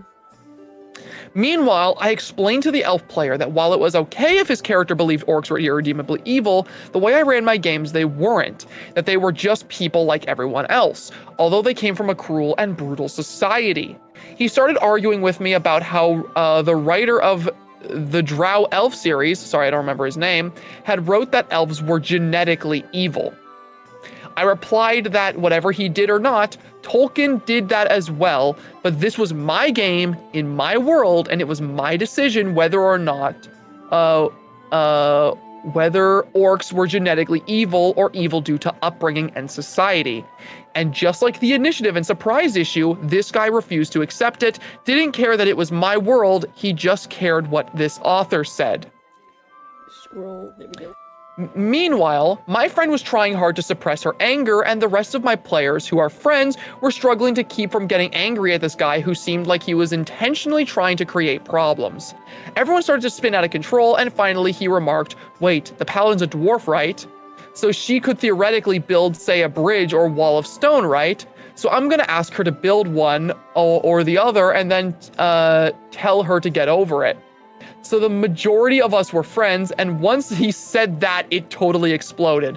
One of my players said he got so mad that he put his headphones down and walked away to calm down. This was the final straw, so I kicked him out, and the funny thing is he sent me a giant email telling me how I should have felt lucky he spent time in my game, and that I didn't realize what I was missing. I just read the first sentence of this giant email and deleted it without reading the rest and blocked him. This wasn't particularly the worst story I even have, but it's the one that took the longest to play through. Usually my horror stories were discovered so quickly, I either ended it as a GM immediately or walked away as a player and cut it short. I don't generally have a tolerance for this. It's still a bit legendary to this day. We still talk about it and laugh on occasion.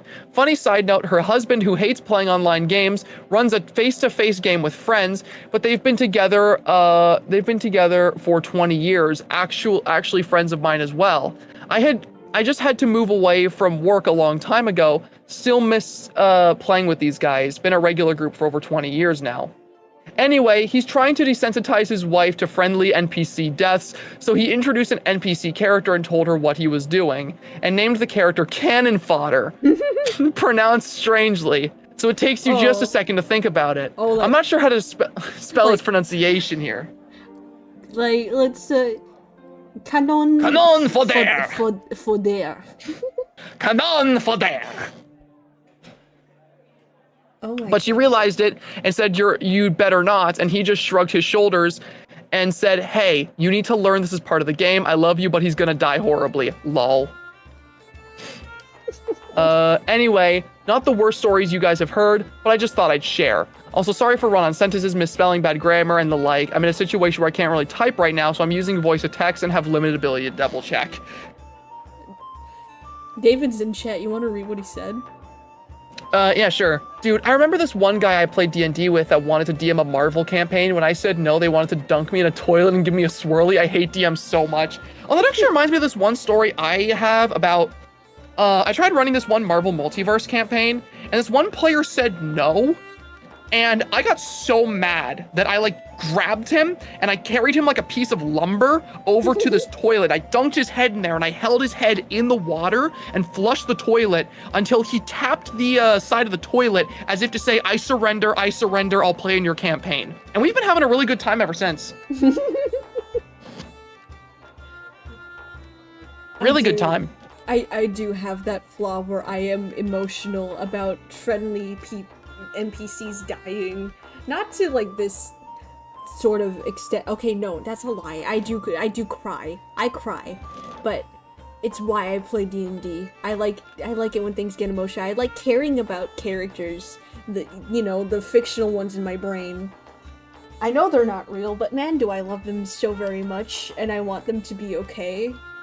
And I will fight God to make that happen. But I'm not. See, I'm not to the extent where it's like I will fight someone in real life to be like, if you do this, I will never forgive you. And with Matt's case, I bring it up constantly because now I just think it's funny. I think it's so fucking funny that from day one he planned to kill Rufus's character, and Rufus was like, I'm gonna have a fictional romance, I think. No, like, I think stories like that are interesting because, like, you have two players who kind of directly oppose each other in what they enjoy playing D&D for. It feels like this one girl who's playing at the table is, there for the emotional investment that comes from the story and gets really worked up at the thought of characters dying because she gets really attached to the characters in the world. Meanwhile, you have this guy that's a bit of a rules lawyer and has his very set in stone idea of what these fantasy worlds are. And any DM who deviates from what he views as being like a proper fantasy setting just isn't true in his mind. And because of this, you have this one character who is role-playing an elf character that is actively racist against orcs and wants to kill these NPCs. And you have a player who is so upset at the idea of it that she literally metagames to stop him. And you have probably the most destructive setup for a table imaginable just from that alone. Because, like, okay, here's the thing. If you want to roleplay your character having, like, this flaw of just, like, despising orcs, obviously it's going to be a flaw in your character, but, like, that's not inherently, like, a problem, so long as it's communicated and it's something that everyone at the table is comfortable with and you want to roleplay a character like that and potentially have it be a flaw that maybe your character can work past or have your character be evil, then, that's chill, that's fine.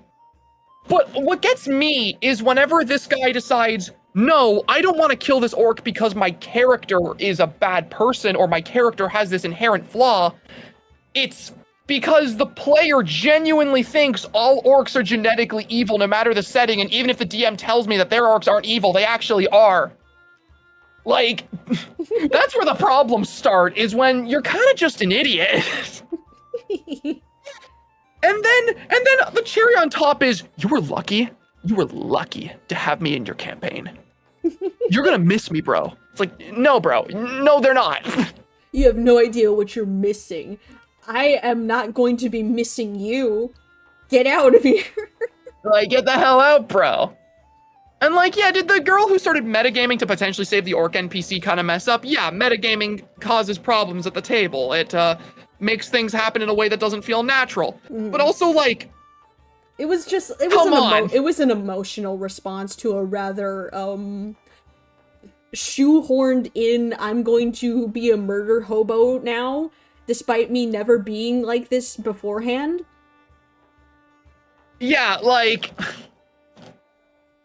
Average Crusader in chat says, I've played a racist elf before, it's low-key kind of fun, but you can't actually be racist IRL. No, yeah, that's the thing, right? Like, you can give your character negative traits, and I don't think that reflects on you as a player. Like, It's okay to be fictionally racist, just don't be actually racist. if your character is some big, like, if your character is some big pompous elf who thinks, oh, elves are superior, and that's like genuinely a flaw that is meant to cause conflict, that's fine. But the moment you, the actual player, are like, sharing the actual views of this character, then I start to raise my eyebrow.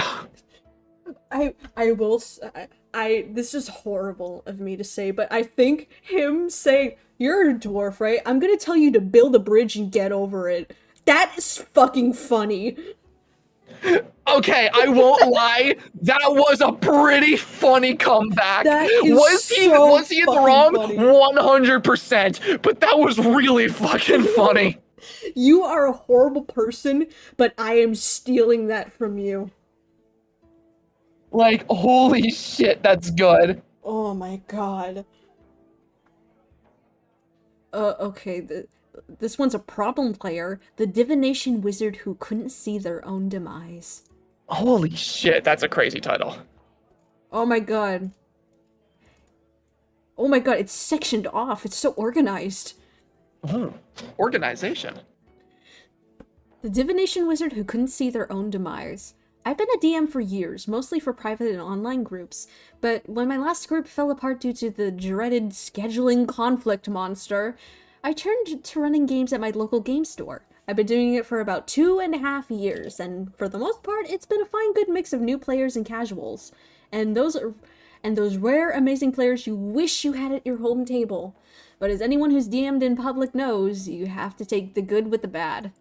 The halfling... This is sectioned off like a fucking YouTube video. I know, they've got whole ass little sections with title cards. Like, this would be the title card that would come in with, like, the ambient noises, like... The freaking Majora's Mask sound effect. The halfling divination wizard. Like... I was running Keep on the Shadowfell, just swapped out a 4E for 5E monsters. And since my store uses a drop-in, drop-out system, the party changed every week. The only constant was this one problem player. Other players had the luxury of switching tables to avoid him, but I had to deal with him directly, and oh boy, did he test my patience. The red flags right from the start. When he first joined, the only 2 players that had signed up... when he first joined, only 2 players had signed up, so I allowed him to run 2 characters to fill the table. Mistake number 1. His PCs were overpowered with high stats not possible in point buy, as every single stat was above 16. Management got involved, and he was forced to redo his stats. He whined the entire time. Oh, and his other character, you asked. A min-maxed paladin with overpowered stats that he designed for synergy with his wizard! It's always paladins! Always paladins! Oh my god. His RP was primarily constantly interrupting the 2 other players, hogging the spotlight, and had to be the main character in every interaction. Ugh, if you do this, you are my worst enemy. Let other people talk. If you go into a session assuming you're the main character, I'm sorry, you are immediately the most annoying person at the table. You are cringe, and I don't want to play with you. The next session, my table was full with 6 players, and I denied his request to play 2 characters again. He got upset and started arguing about it, but I stood firm, denying that the use of 2 characters, and that's when the real headache began. I've only ever played 2 characters once, and that was for something that I wanted to bring in full circle, and that was for Swan Song 2. So, Swan Song 2, I had a character who, like, she was an ex-bounty hunter. She had guns for arms because she lost both her arms. I have no lore for how she did that. She just doesn't have any arms, so now her arms are guns. But basically what happened was that she was so tired of like all the bullshit zany stuff that was going on, because what happened was that basically the world ended and then the world came back, and she was like, I just want to go home. I want to be with my daughter. I have a husband. I have a child. I want to go home.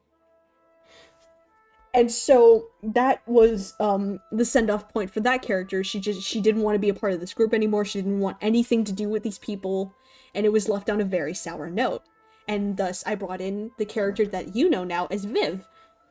And everyone loved her. She was great. But for the finale, I wanted to bring that character, my first character, I named her Striker. I wanted to bring her back to sort of like bring everything like full circle for her to like forgive the party, to forgive Swan, the NPC that she was so upset with, and just for her to like have a complete and full arc and not her hate everybody.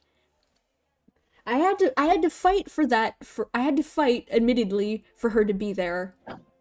And although I didn't get to do much with her, I am happy that she inevitably did get to forgive the party and Swan, and everything was hunky-dory. So playing two characters can work. It's just that you have to try and balance it out, and also just give room for everyone. Make room. Make room. Gotta be responsible. The next session, okay. The I cast mold earth and bury myself strategy. What? What does this imply? The divination wizard had one favorite trick. Dig a hole with mold earth. Jump in. Cover himself with dirt. Claim he was now completely safe and untouchable. No. That doesn't work. I dig a hole. I'm in this hole now. You can't touch me. That doesn't work like that, though. But wait, it gets better. He then claimed that his arcane eye, floating 30 feet above, let him see through it and cast spells out of the hole. Now, I know what you're thinking. What the fuck? During the session, I was dealing with a loud table and a major boss fight, so I let it slip through once. Mistake number 2. I love the way this is set up and phrased so much. I love it. Later, I reviewed the rules and realized mold earth does not make a safe bunker. If you bury yourself, you are restrained, blinded, and suffocating. Arcane Eye does not let you cast through it. The next session, I shut it down immediately and told him this. You're an asshole. You can't... Oh no. No, you're in a hole. I didn't see the in. I just saw you're an a-hole. I'm like, You're a dick. you could just say asshole, it's fine. God, maybe I am dyslexic. You're in a hole. You can't move with all that dirt on you, so you can't cast spells and you can't see. You're suffocating. Arcane Eye isn't a portal. You can't cast spells through it. This really pissed him off. His favorite exploit was gone, yet when I asked him where in 2014 or in 2024 player handbook is it stated, nothing. No answer. The homebrew NPC takeover attempt. What? I just imagine this coming in with like the Undertale like title sound effects. It was like That's what I'm picturing. The fucking Since he couldn't abuse Mold Earth anymore, he pivoted to that guy behavior. Oh no.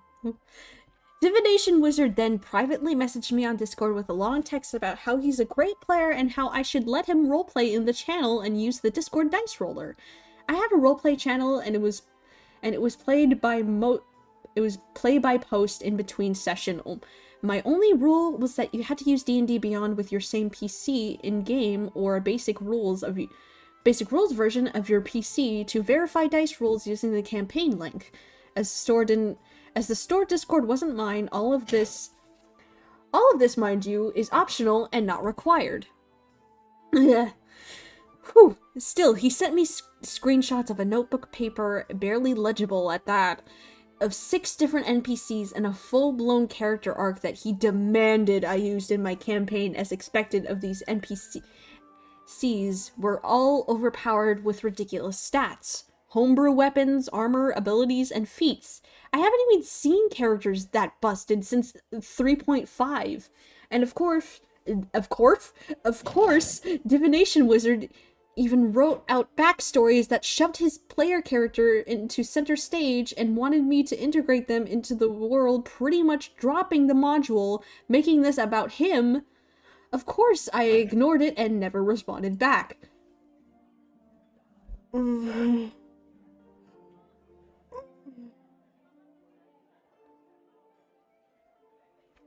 This ain't about you.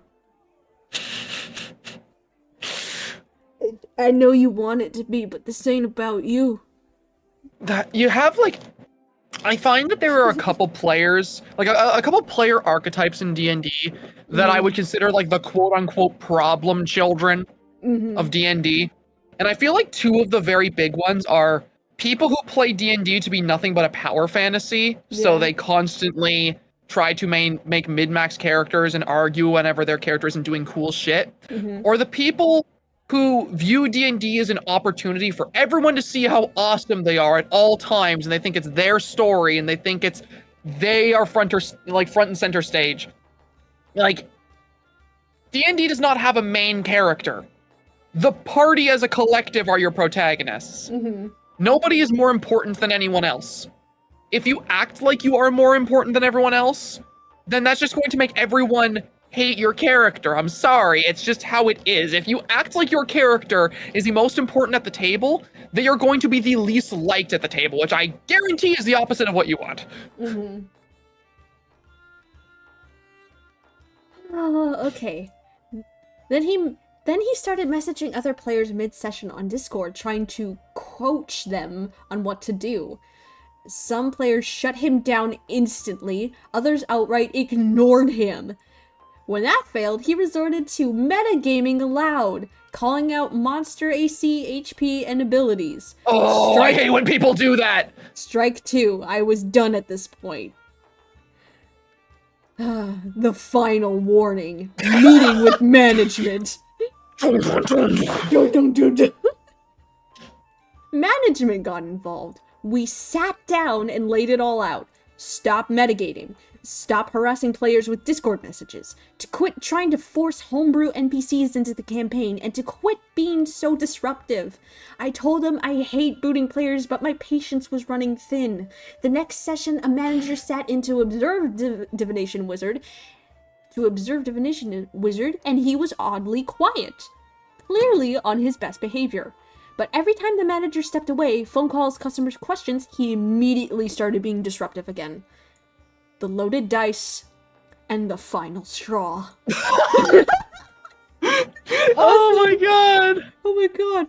The following week, he was absent for not paying in time for the session. And the entire table had a great time without him.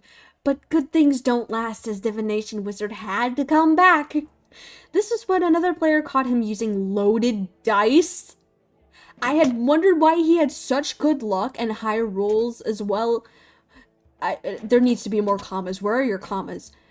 I wondered why he had such good luck. Good luck and high rolls. Well, it turns out he had 2 D20s, where the first D20 had 2 20s, and the other D20 had 2 2s. Meaning he could never roll a critical fail, and always controlled his important rolls. Of course, Divination Wizard denied using them in-game, but multiple players confirmed he did. That was it. He was gone. I had given the okay to give him the boot. Epilogue. DMing in a public store. I know what you're thinking. Why didn't you boot him out sooner? Well, DMing in a store isn't like running a private game, though every store is different. You can't really vet players in advance, and problem players are seen as customers first, players second. You have to give them multiple chances before booting them unless it's something really bad outright. But not every store is like this, and every table is different at the end of the day. Problem players like this only last as long as DMs allow them to. I made mistakes, and I admit I should have seen it sooner, but hindsight is always 20/20. TLDR, min-maxed 2 characters until management made him stop. Tried to abuse Mold Earth and Arcane Eye for total battlefield control. kept sending players metagaming advice on Discord, even looking up stat blocks, demanded I include his overpowered NPCs into my campaign, constantly argued with rulings and interrupted play, using loaded dice to control the attack rolls, saves, and important rolls, booted after multiple warnings and a final storm meeting. Dude, this has got to be my favorite one I've read so far, purely for the formatting and the absurdity of all the shit this guy did. Are you a YouTuber? Like, this story was so much fun to read because, like, holy shit, the absurdity of some of the shit this guy did. Like, it reminds me of shit I've had to deal with as a DM. Like, the idea of, I'm going to bury myself in mold earth. Now I'm invincible! Oh my god. It's like, brother, you're going to die. You're going to die. You are suffocating. MR502, are you a YouTuber? This is formatted very nicely. Are you a YouTuber? This story, is this guy working on an Ultron video? No. But, this actually does remind me of the friggin' story that I wanted to tell. And I will say, we are getting pretty close to whenever I actually have to go to, start my own tabletop campaign, funnily enough. Oh, it must be that Marvel campaign that other guy was talking about. What was his name again? That David guy in chat. I think that was his name. It was something with a D. But I have my own funny RPG horror story if I'm allowed to tell it here. Yeah. So I'd like to be able to tell this before I have to skedaddle on for my session. All right. So basically, to give you an idea, I've been DMing with my friend group for 7 years now. For 7 years, I've been the Dungeon Master. And I have one particular player who, I must preface, we've evened things out and we're on, like, good terms with, like, the DM and player relationship. But in the early years of me being a DM for my group, me and this player constantly came into conflict because this particular player really, really liked playing D&D and feeling incredibly powerful. Meanwhile, I liked being a very story-focused DM. So there was a lot of conflict of interest in our early sessions until the two of us kind of realized that the conflict wasn't coming from one of us being bad at what we do, but rather just us wanting different things at the time. So yeah, long little tangent at the start. Me and this player are good. We still play regularly every week, and we're still very good friends. But that doesn't stop these stories about these early D&D shenanigans from being any less funny than they are. The first story involving this particular player, I was reminded of in regards to the friggin' burying myself to be invincible part of that story. Because there was one session that we were doing of my campaign with this player where I had introduced an ooze monster. It was a homebrewed ooze monster, but it still, followed all of the rules of your typical slime, Big blob monster that, if you get absorbed by it, does a bunch of acid damage. And this player looks to me and is like, Zach, I've got a strategy. And I'm like, okay, what is it? And they're like, I can't tell you. It's a secret strategy, but your boss is about to get... I'm going to fuck your boss up. I'm like, okay, cool. All right. Okay. So, their plan, how's the development of the Ultron video? It's actually almost done. Anyway, this player enacts their strategy. They jump into this ooze voluntarily, and they attempt to cast a spell from within the ooze so that they can kill it from the inside. Oh no. I forget the specific spell, but it was an area of an effect spell. And they were like, okay, if I cast it from within, there's no way this can miss. This has to hit. And they tell me what spell it's going to be, all smug. And I'm like, could you, get me the, little thing you're reading for that spell? And they're like, yeah, and they hand it to me. And I noticed this funny little thing listed on the spell in order for it to work. vocal component. Oh no. In order for the spell to work, they had to say magic words.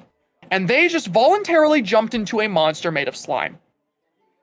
So what they thought was going to be the super awesome I got you DM moment turned into them going, guys, get me out of here! The slime! I'm drowning! The slime!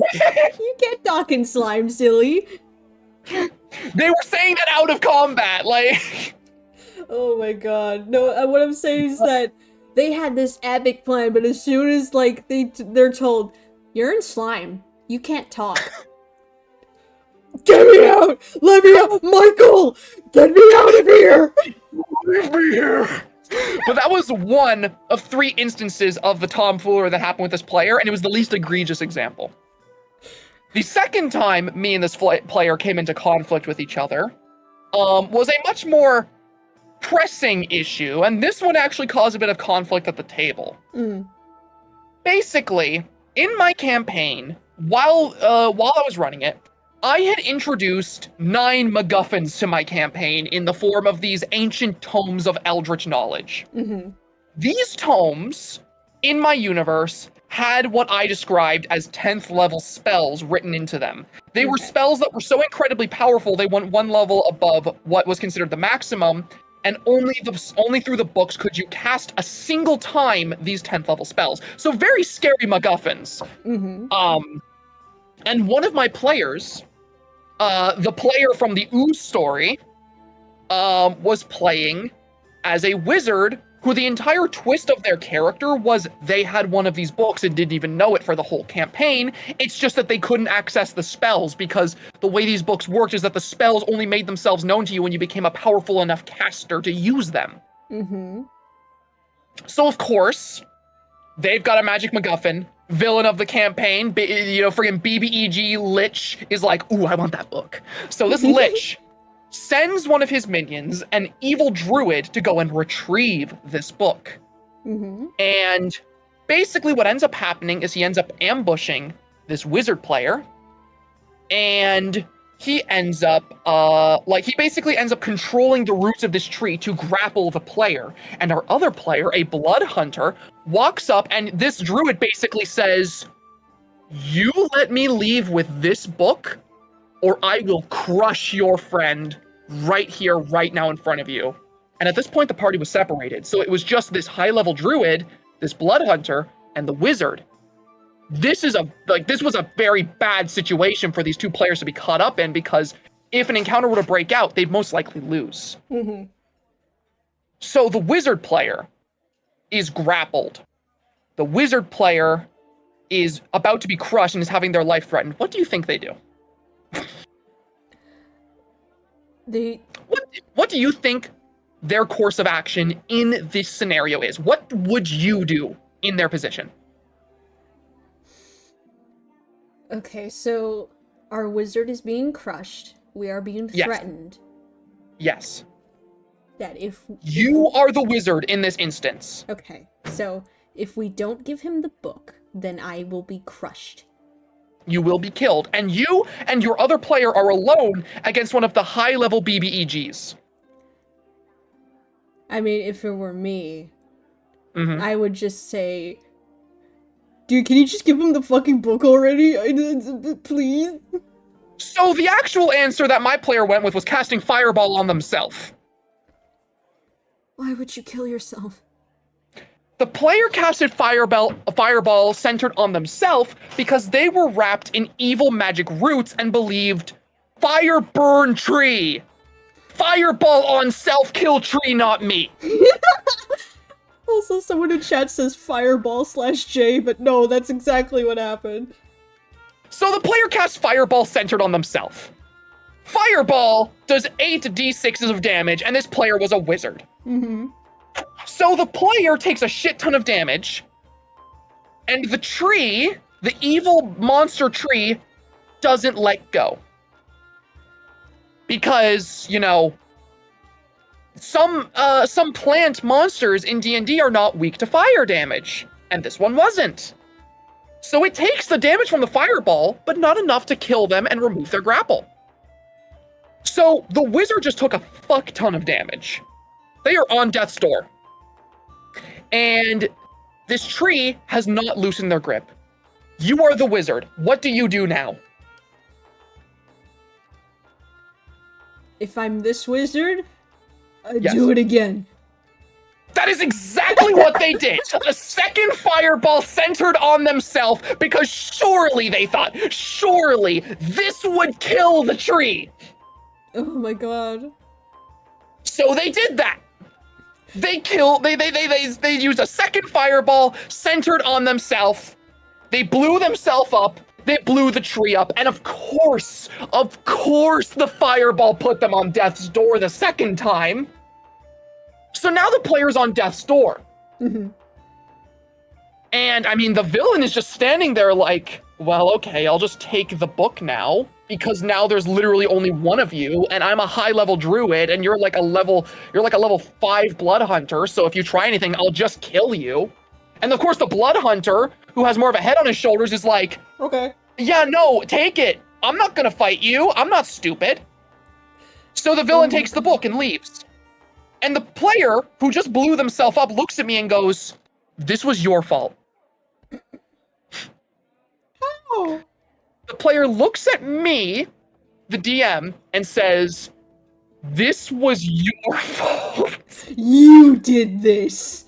And they said that the reason it was my fault was that I put them in a position where fireball was the only thing they thought they should realistically be able to do.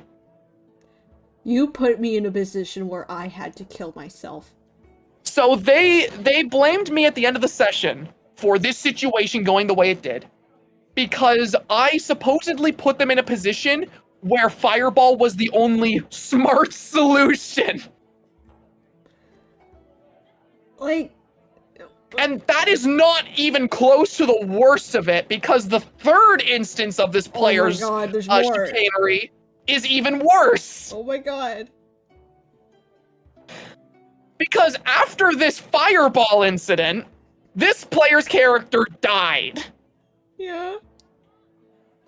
And after their character died, I had them roll a new character. Mm-hmm. And this new character, I believe, was a rogue.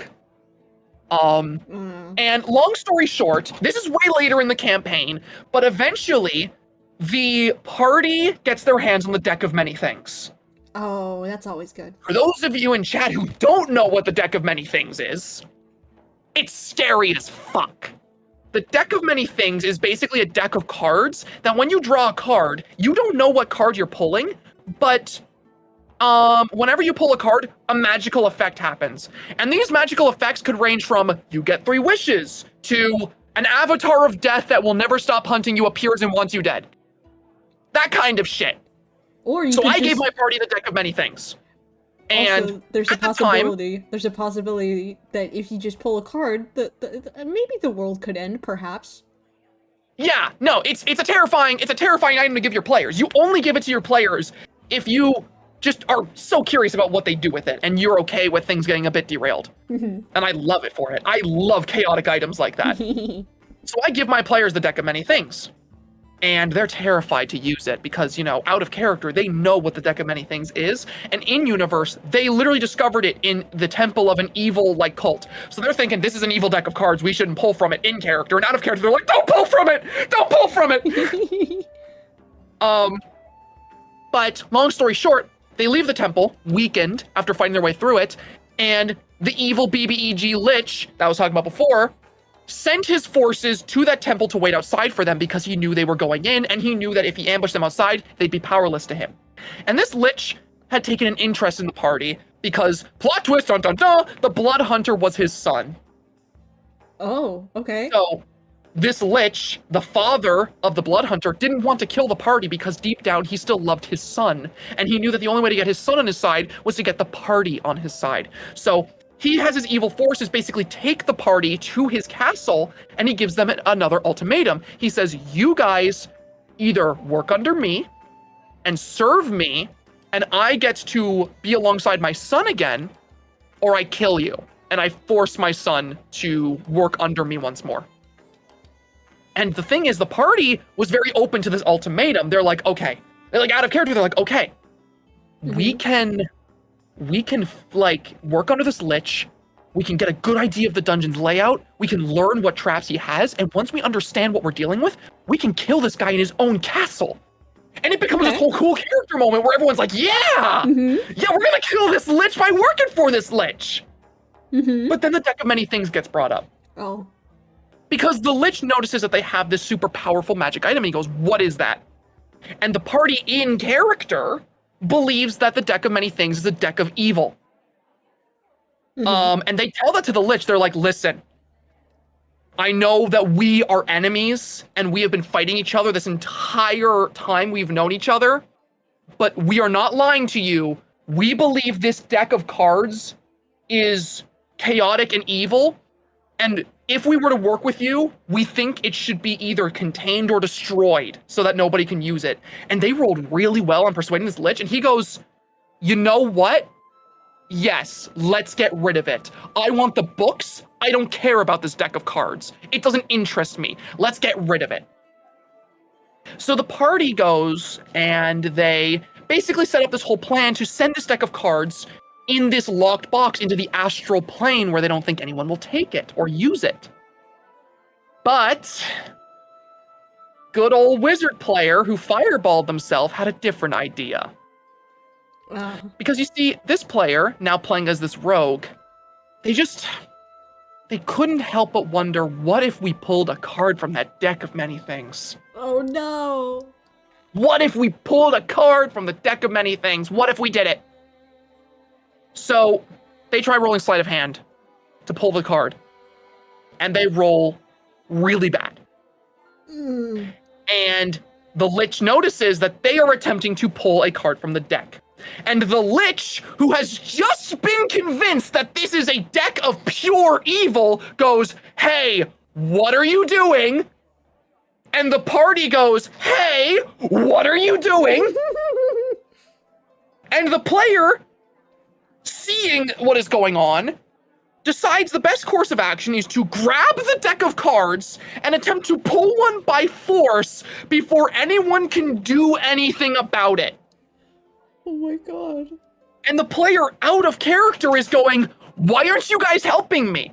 Why aren't you guys helping me? We could pull something and kill this lich right now. Why aren't you guys helping me? And they don't understand that the party in character is scared of this deck of cards, and they're also scared of the BPEG in the room who is watching them. Oh my god. So nobody helps the player. And the lich, you know, seeing that this person is attempting to use the deck of pure evil in front of them, casts power word kill and kills them outright. The player stands up and is so mad about me doing this that they take one of their metal dice and they throw it at the table so hard that there is still an indent in the table to this day where the die had hit it. Oh my god. They were that angry. And for the longest time, they were convinced that that whole situation was my fault because I wouldn't let them pull a card from the deck. And they were like, oh, the whole party was against me. Oh, the whole party hated my character. Because they had attempted to pull a card from the deck and wouldn't help. Now, of course, like I said, this was back when we were in like junior high, high school. We were still just kids playing around the table. And of course, since then, we've, you know, kind of matured and, you know, gotten over it. We play together and we have a really good time. Literally, that player who I've been telling all these horror stories about, their character is going through one of the coolest and most well-done character arcs of any of my PCs and any of my campaigns I've played. Their character is super compelling. We have a really good time because now we basically just sat down and said, like, okay, what do you do in these campaigns to have fun? And I, you know, talked about what I do to have fun DMing. So although these stories are fun to, like, point at and laugh at, one thing I think a lot of these RPG horror stories miss the mark of is that, like, just because somebody does a lot of stupid shit at the table doesn't mean that like the player needs to be booted. If the player isn't actively like super toxic or is just making a couple mistakes, then that isn't like the be all end all, because this player, I've had all my shortcomings, and these friggin' stories are crazy, but like I said, we have a ton of fun every week now. Hell yeah. Yeah, I just thought those stories would be fun to share since it's the end of stream and I need to be heading out. Which, yeah, people are piling up in the VC for my new TTRPG, so, oh my goodness. I don't mean to rush us to a conclusion here, but... No, don't worry. I won't lag this on any further. God, that was so much fun. I want to do this again. These are so Please, good. I would love to do this again Yay! so much. Yippee! Okay, thank you all for coming by. God, there's a lot of you. I forgot to say this earlier, but thank you, Angry Destroyer, for the $50 US that you sent me earlier, just for the lols. God, thank you. And thank you all for coming by. We will see you all next time, hopefully with more horror stories. Alright, chat. Oh, bye-bye. Bye! Bye-bye!